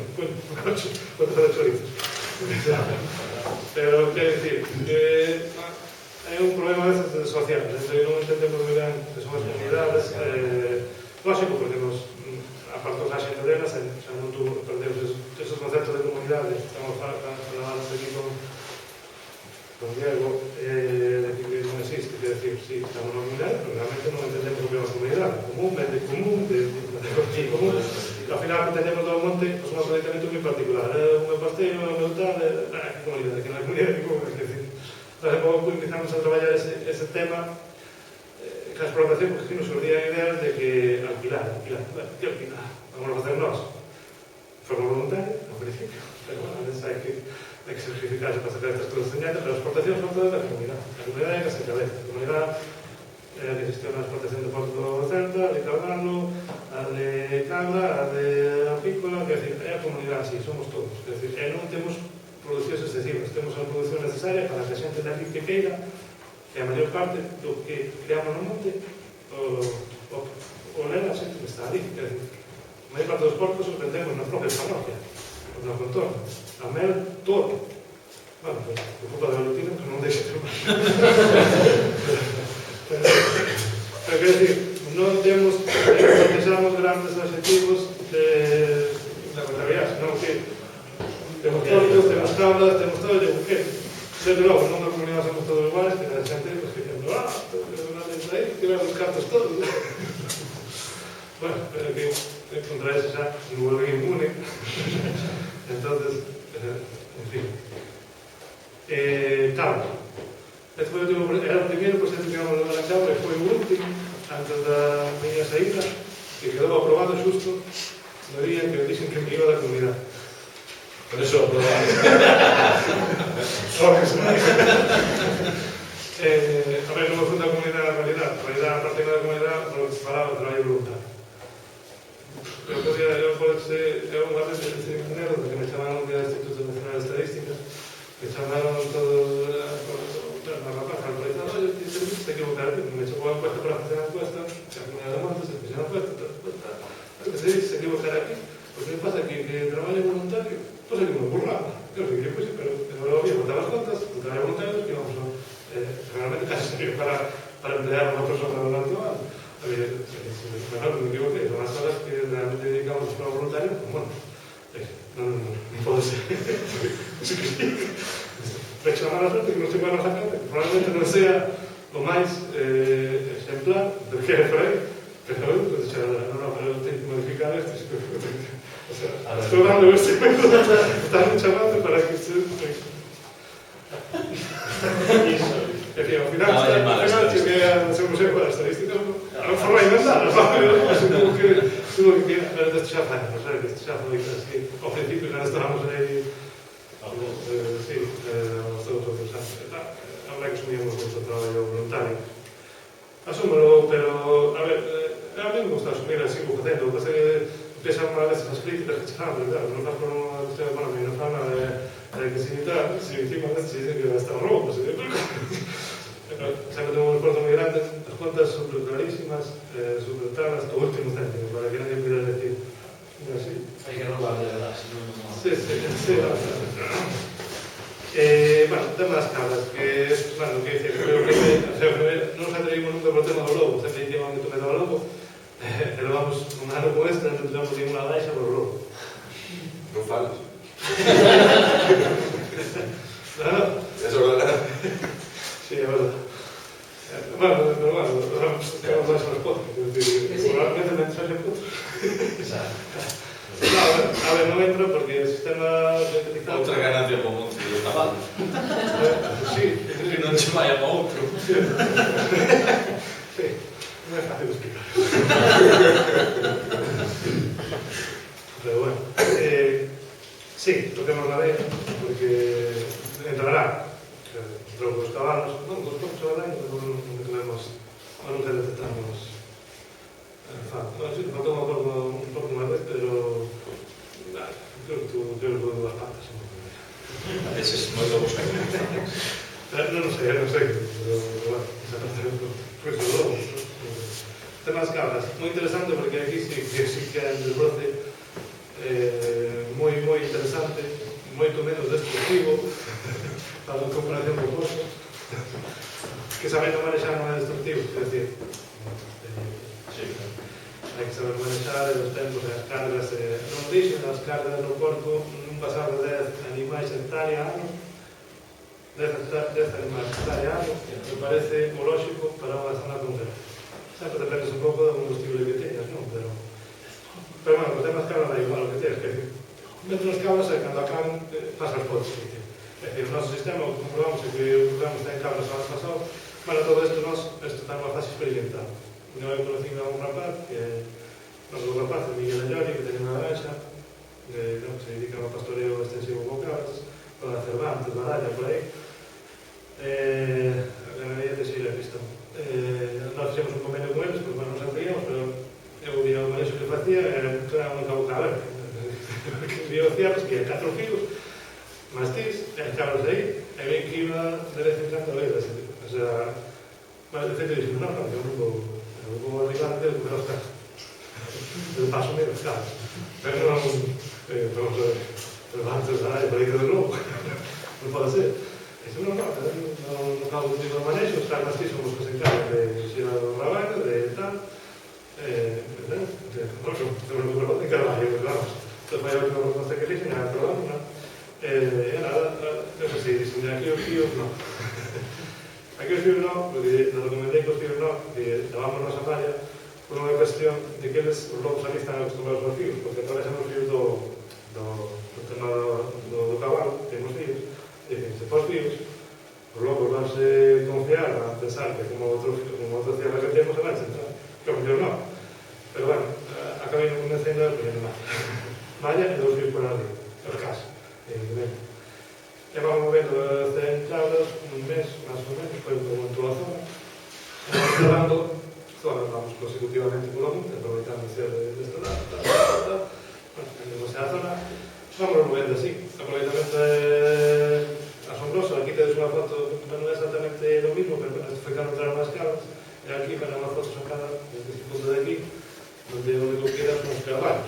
E curiosamente non os roeron os carballos, ou os roeron moi pouquinho, porque eran os dedos que tiña, porque dicen, carballos os carballos, pero a cuestión é que manexe ese tempo, é dicir, se estás moito tempo nunha zona onde non teñen que comer, acaban roendo os carballos e os pinos e os deixos. Entonces non temos que traballar con o termo volado de pinar grande, nos rosas tamén. O cobertizo, sí, é isto que vedes aquí, unha lona. Pero eso non pode ser. Os animais sanitariamente son complicados, non. Sanitariamente é complicado uns animais que non sean de raza rústica, ou que non estén acostumados ou que non naceran no monte, e son os animais que son enfermos e que morren de frío cando chove continuamente. Ten este cobertizo para se meter cando queran, cando chove moi continuo, van a meterse ali hasta que paran, hasta que se secan e volven a salir. Non damos ningún tipo de implementación suplementaria, tamén non alucinei, porque non pode ser, porque todo o mundo dice que hai que suplementar, sobre todo cando van a parir, non hai que suplementar nada. O que hai que ter é comida no monte. Así é, os cabritos nacen no monte, alimentan no monte, da leite das mans, hasta toda a vida. Bueno, a vida que teñen, non? Os cabritos, é o que hai, non? Pero bueno, eso, é un sistema tremendamente simple, unha inversión relativamente pequena, que tens que comprar a malla. Pero bueno, nós que traballamos en 3 hectáreas, por traballar en 1 hectárea, tens menos malla que máis movendo. Pastor eléctrico, plan personal, unha lona, un carrastil. A maior non problema, pero os carrastis, claro, despois dar pienso, porque o pienso toman as cabras. Entón, o que fai é, sobre os residuos que sobran das bataleiras, en bolsa, fai bolsas de aproximadamente 2 kilos ao tal, sacas o congelador e tiras elles ali no monte, despois un cacho e dan 2 días, e con eso te solucionado o tema. O sea, sale moi barato, porque non sei, tu precio que venda a cabra, pienso, xa sabedes que vai caro, tal, estos suplementos perfectamente, porque vai de todo, de las entrañas, que todo lobo que non come as entrañas, pues para los son máis nutritivas, ten un sistema para os perfectos. Nos colaboramos con él, facemos tarefas de alimentación de casa, e facemos isto. Dirías que é o máis ideal, non para utilizar o caballo? Para unha fase inicial do monte, sí. Bueno, non, para unha fase inicial do monte no que non queres invertir demasiado. depende do que teñas no monte. Realmente vai depender do que teñas no monte. Para nós non nos equivocamos en canto a elixir o cabalo polo tema de que non son monte arbolado, na forestal onde o pinar é o que máis temos. Entonces, o cabalo encaixaba moi ben onde estaba aí. A cabra non pode encaixar aí porque se come os pinos non estou. Entonces, claro, tens que ir dentro do que tens no monte. Nós como temos diversidade de helada sental, de helada das especies arbóreas, nunha zona manexamos a cabra, noutra manexamos o pollo, quer dizer, temos un monte bastante grande, que é o que temos. Pero se tens un monte raso que non tens tal e cual, claro, non proteges o cabalo é bastante vaca. O cabalo necesita herba. A diferencia de que vamos a especies arbóreas dentro de que o toxo mantén durante o inverno, o cabalo necesita reforzarse durante a primavera con herba. Só con toxo, o cabalo morre de fome. Simplemente o toxo é simplemente un sustento, vai perdendo o peso, vai perdendo o tal, vai sacando do toxo a enerxía mínima que necesita para manterse con vida. Pero a cabra que dá igual, toxo, sirva, xesta, que non ten límites. E a cabra, para despois, digamos, sacar os cabreros, supoño que venderá esa persona, como fai para nesas secretarias cercalas ou non ten ningún tipo de manexo? Como fai? A pé, levando malla, primeiro pela piqueta, despois fai as tensións, as piquetas de ferro, máis estiradas. Eles están encantadísimos no noso monte porque van a hacer bastante baralla e cada vamos a semana a cerrar. E aquí trata un día. Bastante axudable, pero así. Un día completo, pero un día 3 personas montan 200 de 3 hectáreas. Bueno, previo limpieza do monte, previo tratar con os rozadores, non nos monte de mañá, tenemos o tractor, unha hora, temos a zona da lista, apoian as tensións, facemos os propios pinos, realmente os tamén, da malla, para desancrobar as etiquetas, tal. Pero non temos, o sea, o tema do lobo, non temos problema do lobo, non pola malla así, que tamén as principais frutas son problemas típicos, están aí, tu chegas al día, enseguida, Sí, nestes casos é moi importante. Claro, o can é básico, eso é totalmente básico, e xa, sobre todo, a mí me gusta, por lo tema do lobo, hasta que a malla serviría. Pero hai que ter cabritos aí, sin mastís, vou eu pola liga. Mira que bonito. É moi fácil de carregar o coche. Fácil non é. Métete tú dentro e coño un cabrito, que non me deixan coller a mí non me deixan moito, pero non meto ali, pero cando está. Unha compañeira do sindicato da zona de Laza dixo que ela tiña ovellas, que faltaban moitas ovellas, hasta que puxo os cans e dixo, pero non era todo. Que sí, pues eso que quereu para un monte. Antes de plantear o energético de plantación forestal ou calquera historia, visto a experiencia nosa como pai, sin duda esta sería a primeira fase de protección de gando do monte, porque se transforma un monte puta sola. É dicir, a base de pasar vai vindo a biomasa de asa, van a ir impermeabilizando de forma natural, van a ir con requisición do suelo, e vas a ter unha produción natal, non vas a gastar ningún duro de pienso, non se explique, non dá pienso nas parideiras, vas a subir as parideiras que a primavera. Entonces xa se alimentan na primavera con todos os brotes que hai. Non dá ningún tipo de pienso. Na valla con raza. Non de sei que son razas autóctonas, é a raza autóctona galega. Ten alguna por aí serrana, as serranas e galegas. As serranas é pouco parecidas a galega, tanto tamaño. Son cabritos pequenos, son tremendamente graciosos, porque además son moi vivos, moi alegres, andan subindo todo. Son cada vez que tremendamente contentos. Os porcos sempre me dan moitos dolores de cabeza. Esta verdade dá gusto mirar. Os porcos tamén non ven. Porque van máis aos agroglios, son os obsesos da comida. Estes como que son máis alegres, máis... Bueno, eso... Bueno, probablemente me aquí non explico nada, porque é moi ecológico, é demasiado terrorista, entonces as iniciativas que estamos en marcha de intentar regular e fazer unha venta en común non as tropearon os narcotraficantes das setas, é dicir, a xente que se dedica a... se hai aquí algún sitio a xente que se dedica a comprar as setas e a intermediarios. porque nós fixamos unha caña de venta directa en ecolóxico, temos o certificado en ecolóxico, non sei por qué a estas alturas, pero temos o certificado en ecolóxico, queda ben. A idea foi, o principal era crear un canal de comunicación ecolóxica directa, e pois fixamos venta directa en Lugo, unha empresa que se dedicaba ao tema de empezar en aquel momento a venta ecolóxico. Pactamos uns precios moi bons, a xente traía a seta, pero en un momento que ali só chegaba a seta de segunda. Se hai seta de primeira, ou moi mal no pedido das setas, e claro, a empresa nos dicía, joder, non nos podíamos a perder porque se da segunda casi temos que tirar todo. Que pasaba? Que as persoas que viñan a reñar máis, que viñan de recollían setas, teñan pactado un precio por atrás para a seta de primeira mellor que a nos que teníamos. Por eso echamos terroristas. Entonces acabamos con a iniciativa que para mí era increíble porque o noso monte produce, depende da temporada, pero non produce menos de 10.000 euros ao ano en setas.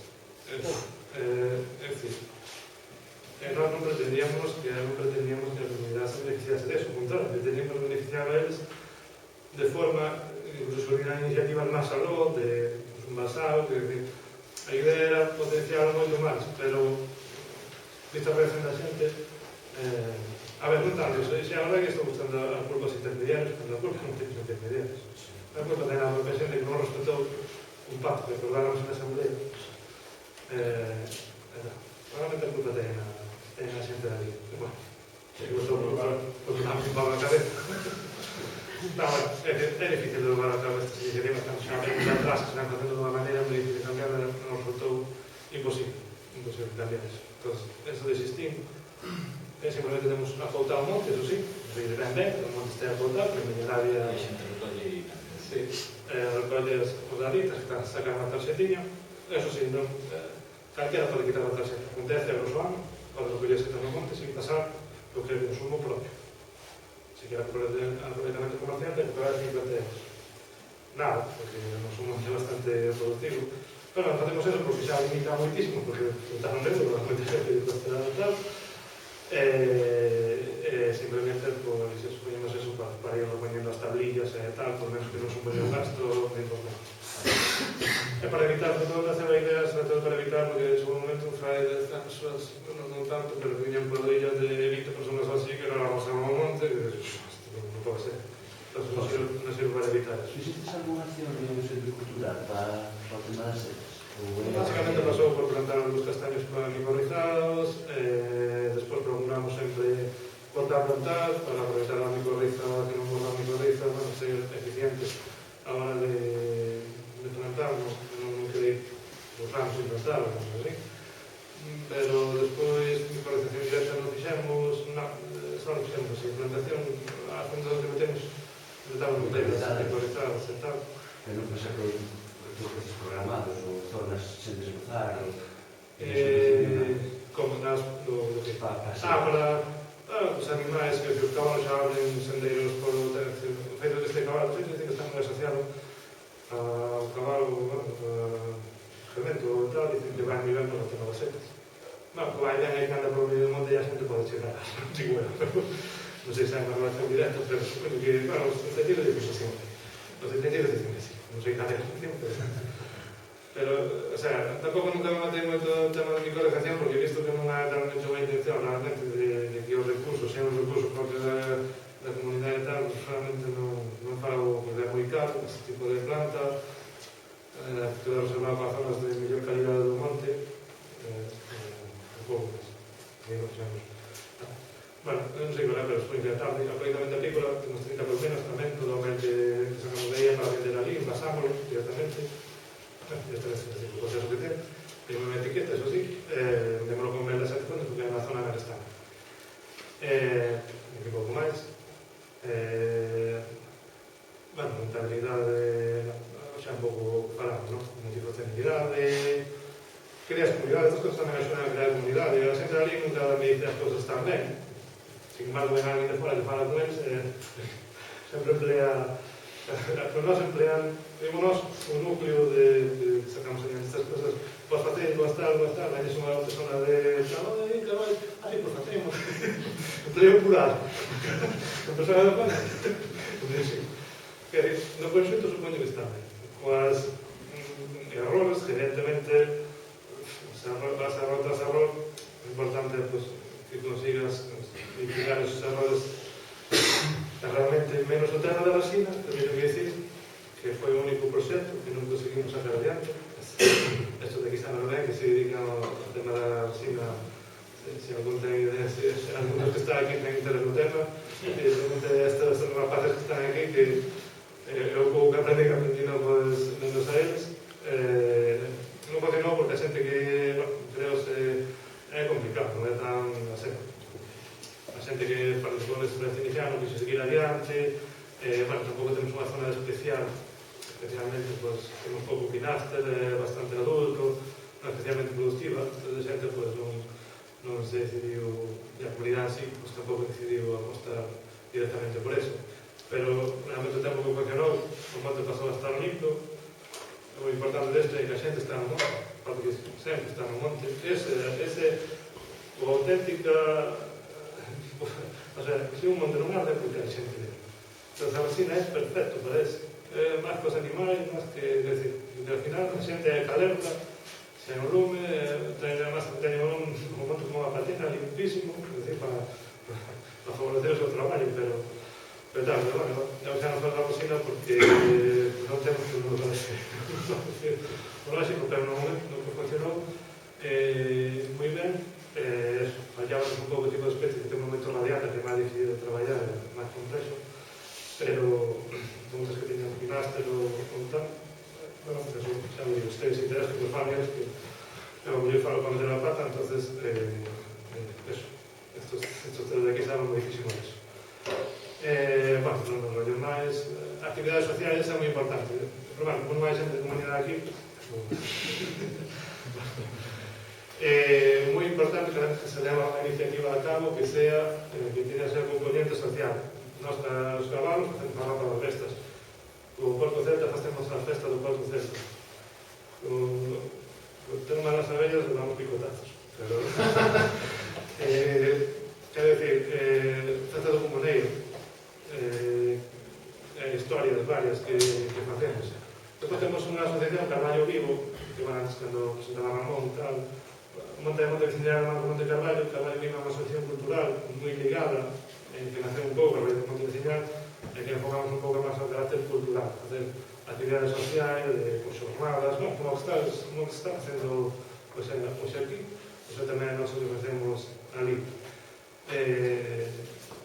Bueno, é un pouco dinamiza da vida e ao final é importante chegar a esa xente. Unha ruta de noite, non? Facemos unha ruta de noite. Facemos unha ruta nocturna, sí, sempre vemos o lobo, que dicilo, nunca houve ningún ano que non miramos o lobo. Sí, o que pasa é que chegamos a día podías acariñar.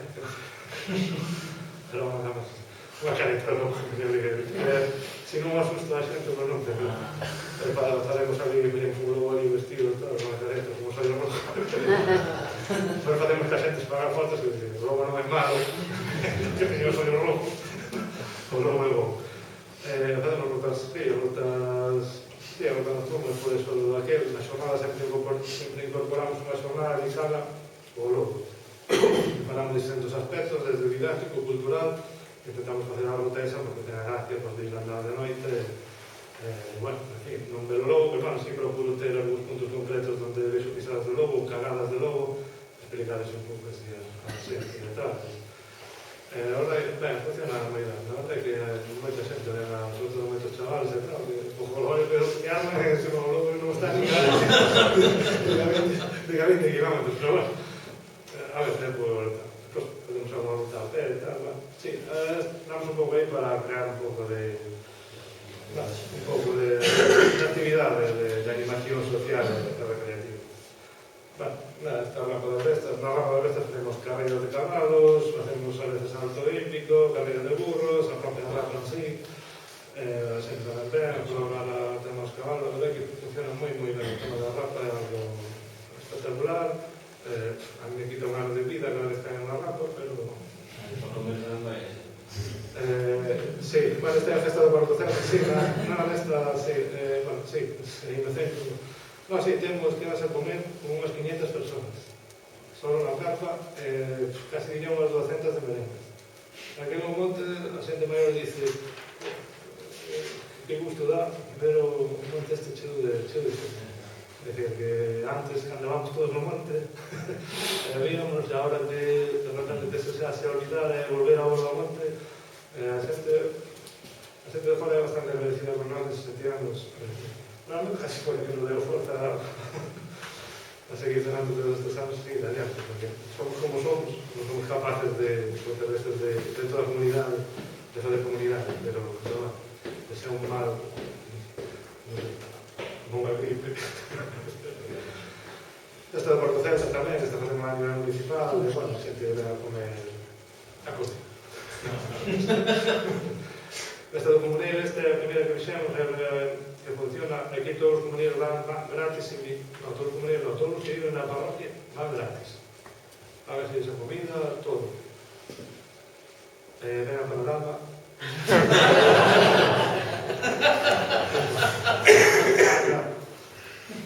Non son anti-orquestas, pero dixemos, non vamos a pasar de 3.000 euros, veña que ese autor automático.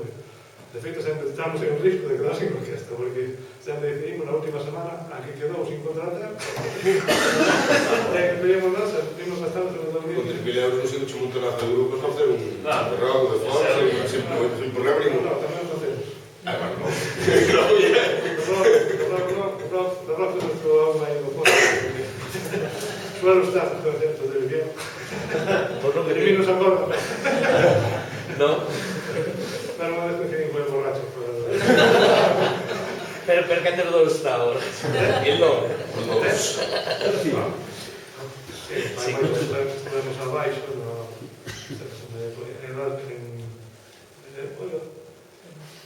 me acordo.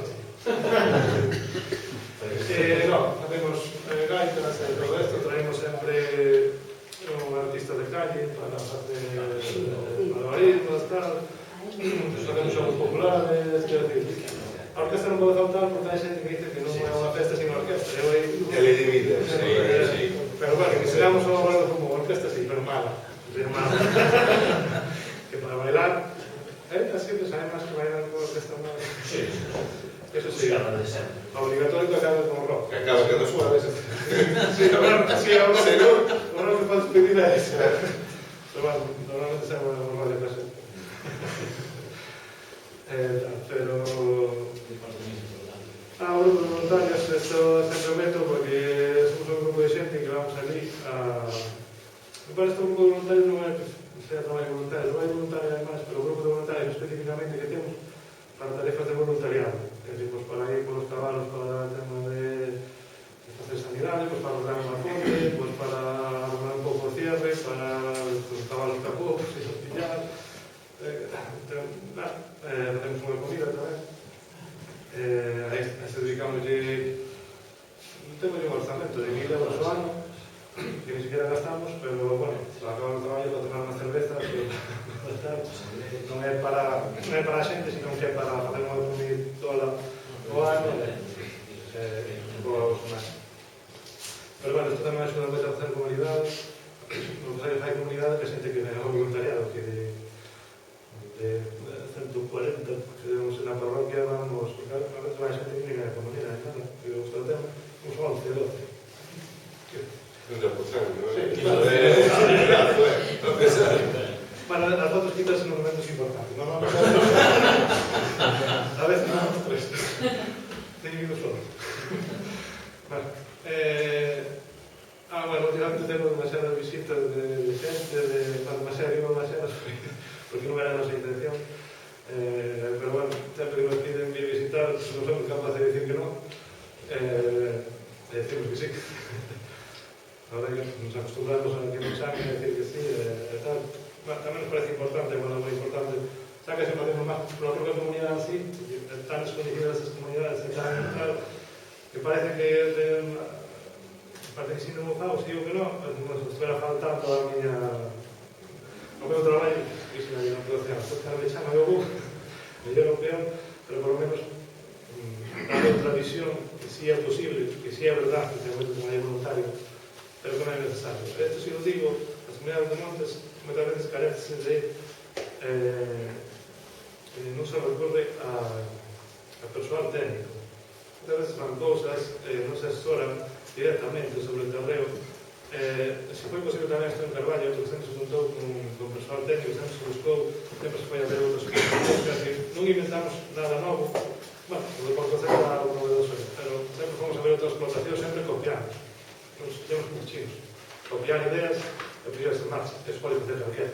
Só necesitan ganas e alguén que te asesore. É dicir, que te diga máis ou menos por onde podes tirar, o que te prepare un pequeno análisis económico, porque si non na comunidade sempre as iniciativas non foi algo de 2 ou de 3, foi algo que se levou a asamblea, que se debatiu, que se levaba unha idea o máis clara posible, porque non tema que podes ser máis no monte, porque non tens un modelo explícito, entón, creemos que vai ser así, ten que tocar estes e estes, e a xente ten que votar, aprobar, e ao final, sobre eso, se non vai nunha, pois irá noutra. Que se dicen que non, dicen que non, pero sempre probar o máximo máis claro, porque se os proyectos se levan así, se probamos a ver, si tal, vai fracasar, seguro. E agora pregunta, máis a experiencia que muchos 12 anos de presidencia, se non me equivoco, non?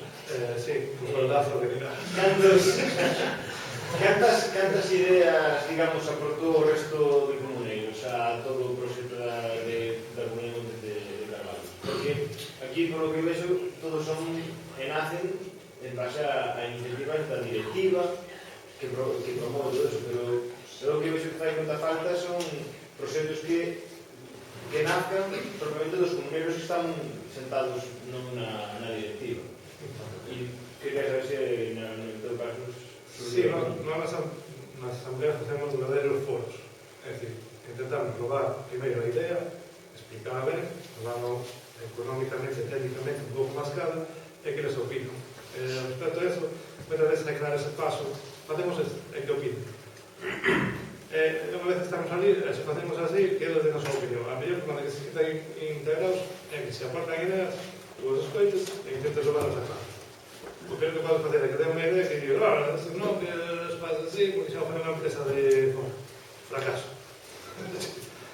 Eles son os que están ali. Entonces, eles teñen que ter a oportunidade de falar, de que se expresen. Moitas veces as ideas tamén xa as tens falado previamente con xente, que xente que moitas veces que se pode facer non se metemos tal, se metemos bancas, se metemos tal. Xa vas falando un pouco, normalmente estamos todos ali, máis ou menos, pero depois é importante o día propio falalo e que estén presentes e que voten. Bueno, lógico non, pero que moitas veces se fan as cousas casi por imposición, porque as agriculturas son as que temos a población casi, que se falaba aquí antes con os valores, que teñen que ser as empresas que veñan a facer algo. Eso non ten que ser así, non pode ser así. Ten que ser a comunidade a que se empodera do monte e a que diga que se fai aquí. Pero é necesario levar a idea, expoñela, falar, que é moi difícil, porque está a pasar para a comunidade de montes, e creo que aquí tantos hai que ter unha xunta directiva da comunidade de montes. Eu son vocal aquí, pero tampouco facemos nada, nin... No, pero que decir, non miras que está ben, que a veces son máis vocales que os outros, que debe ser tú, bueno, tamén porque foi o último en chegar, que sei, non é como... Pero o que quero decir é que é moi difícil atraer a xente a tal para falar. No noso caso, que tiñamos a noso favor, que tiñamos un monte capitalizado, que nós decidimos a principio de ano que se fai de expertos en comunidade, dentro de que temos que ter en conta o 40%, decidimos en que invertimos ese 40% e en que invertimos o resto. E repartimos. Entón, teñen que vir se queren que se nos faga. Sempre repartimos unha pequena parte. Que non chega superando 200 euros o ano por carreira. O máximo é que se nos faga. Non dá para máis. É dicir, ten que invertir, estes outros gastos, non te descuidar da inversión. Entonces, eso atraía a xente, porque se non hai xente non hai resultado. Se non conseguíamos, se non se formaliza a asamblea, aquí non se move absolutamente nada. Entonces, eso teníamos a noso favor, que teníamos un monte que generaba riqueza, uns pinos, pero das ventas. Entonces, había ingresos, había beneficios, había beneficios. Entonces, la primeira se decide, hai 2 asambleas ao ano, a asamblea non hai 3, pero normalmente hai 2, na primeira decide que se vai facer, e na segunda dáse o cheque. Non se fai o mesmo. É unha boa estrategia para facer que territorio para cobrar os beneficios e ir a o cheque. E aproveitamos para falar de todo isto e facemos os... É como o sinfín dos coches, non?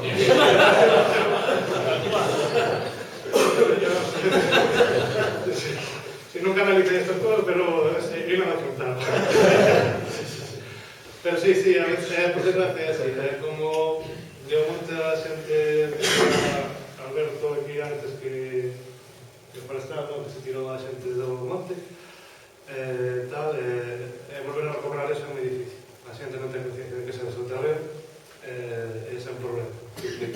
Eu digo que aparte de que queira vender desde os organismos que sean, que aquí relativo a incendios, os forestais e ambientes, que aquí hai tramas incendiarios, terroristas, a máis nos pariu, aquí a verdade é que o que queima monte son os bares no monte. Eso non se evita vendiendo monte en valor. Non hai outra solución. Outros son todos fantasías e cuentos que queran vender para justificar o mal que se fai. Por parte das administrativas nós mismos, vai. Todos, mentre non se poñen en valor os nosos propios montes, non acabamos con os incendios na vida. E era ben que todos está carallo, xa nos levamos uns anos, non podía. Poñe da vosa parte que non teño nin monte, nin son comuneiro, pero teño que apagar os incendios que pasa despois. Se nos poñemos serios. Xa me estou vendo pegando tanto Despois é triste, porque tú chega a un punto que tú cando vas a apagar un incendio, tampouco, se vos non lle podeis o monte en valor, eu tampouco. A mí que me importa que se queimen 10 hectáreas e 20 que 50. Eu que quero que non se me queime ningún rapaz que está traballando ali. E o que quero é que o lume me quede asegurado. Eu non vou apagar ruidos toxos, vou non apagar nunha carretera. Non é máis historia. Entonces, que pasa? Todo é, ao final, acaban os montes, que algún conoce por aí, a Serra do Martiñán, o Fistermo, o Pindo, todo iso, que son maravilla. Son montes esquilmados, montes erosionados, que non van para nada, ni na vida se van a recuperar. Nos podemos proteger como Pindo, que é un cosmoretino porque ten pedras. Un carballo nano porque quedou ali tullido a base de... Nada máis. Entonces, se non poñede vos en valor, isto vaise. Bueno, xa, vaise non vai. Sí, bueno, por miña parte, nada, se pode seguir aí.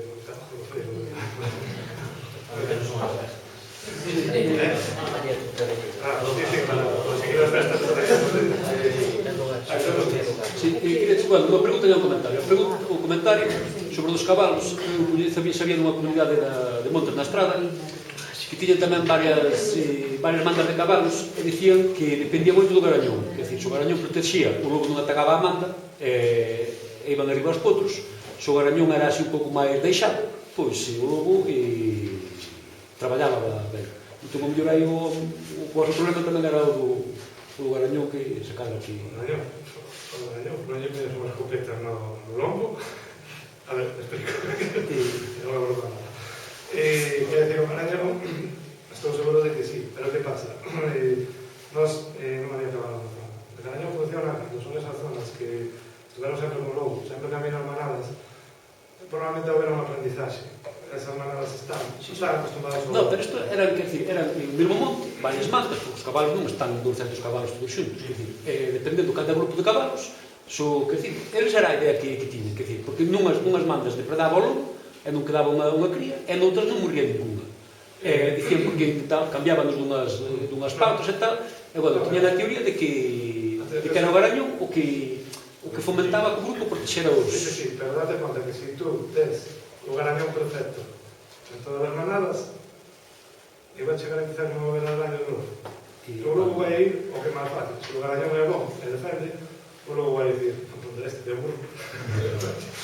É dicir, mentres, o lobo sempre vai comer, sempre vai facer daños. É dicir, esa zona está clara, seguro, que además, eu tampouco vou falar de experiencia, teño oídos, pero todas as zonas de Galicia onde hai cabalo de monte hai daño pro lobo, hai máis lobo que ningún outro lado. Quer dizer, o lobo está asociado ao cabalo. E agora non pode defender moi ben, pero, quer dizer, vai acabar atacando, vai máis ou menos as crías. Eu non sei nada, pero se os garaños todos protexen, tamén o lobo vai a menos. Non é o lobo que se hai unha cousa infinita. Non creo que vai a menos. Eu non creo por unha simple razón de que sempre vai haber potros, sempre ten que haber potros. O tema é, está moi fácil, é que se hai o suficiente ganado cabalar o lobo nunca vai comer todo. O lobo só vai comer aquilo porque o que necesita. E mentre coma, come. E mentre os outros medran. Vai chegar un punto que o lobo os grandes non os... É moi difícil, pode ser animal medio, pero o garañón antes non suele atacar. Agora só un comentario. Pero... Eu tiña unha pregunta, que sistema usades para as cámaras wifi, as cámaras dos porcos, que dicir, para verlos a distante, que sistema usades? Son cámaras normales que conectas ou ben por unha tarxeta de móvil, o sea, nós temos o centro no ordenador, temos conectadas ali, simplemente o único que facemos é entrar nese ordenador, con aplicacións como... Vale, non sei. Salir ahora a palabra, pero hai outras que hai aplicacións que xa directamente che conectan, é dicir, vía internet, o que necesitas é ter cobertura. É dicir, non que sea un mismo sistema... Non, sei. É dicir, diseñada estratégicamente para controlar os blancos, pero é unha aplicación móvil, cámara, conexión, que non é nada... No monte, todo o que necesitamos, tanto máis simple sexa, moito mellor a funcionar. Eu quería facer unha... Xa dixes que estás arriba de estás un pouco cansados deso, non? Sí, eu falei con Matilde que eran as exerciciñas, pero non é moncas, igual nos gustaría, non sei, que se manteñades tempo ou dentro de uns meses ou tal. O 29 temos unha, Bueno, non sei. Tienes que cobrar a misa, claro, pero... Bueno, eu era porque un pouco a veces é complicado falar ca xente, temos un erotismo moi grande e ti o sea, eu tampouco teño idea, non son moi ignorante nestas cousas porque non sei, pero a veces vexo cousas ou leo cousas ou tal e falas e coñece por tolo un pouco máis, non? Ou vexe todo negativo, non? Entón creo que a veces é moito máis pedagóxico que podes ver algo que xa está, o que decías ti, non? Que xa está funcionando e que é interesante, é moito máis que falar ou que decirles ou que tal. Entón, bueno, outro día falará contigo, tal, que a veces organizan a través da comunidade de Asociación de Veciños, con Filia Presidenta, organizan así algunhas excursións ou algunhas historias, e, bueno, a mí parece moi interesante, creo que falamos e tal. Non sei. Pero, bueno, pero que tampouco queremos molestar. No, hai que molestar. Eu molestei, cando tratamos tamén que va a molestar. E ademais, con respecto ao que dis ti, eu creo que unha, porque a veces tes que ver ali para saber que se fixo, porque a veces a teoría tal, pero tes que ver para saber que se fixo, e outra porque vas a aprender do que fan outras persoas e dos erros que tiveron antes. Nos, por exemplo, no Sindicato Labrego, a xentes de mocidade implementou o rollo das visitas de granxas abertas, das xornadas de granxas abertas, das que se vai a visitar a 2 ou 3 explotacións, xa de horta ou de gandeiría ou do que sea o tal, e iso está tendo un éxito tremendo porque a xente vai a ver realidades.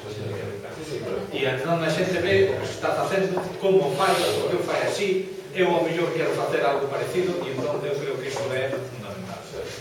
E hoxe en día, tal como está o resto do mundo, me refiro ao sistema de explotación e comercial que temos e todo tal, ou tecemos redes nós ou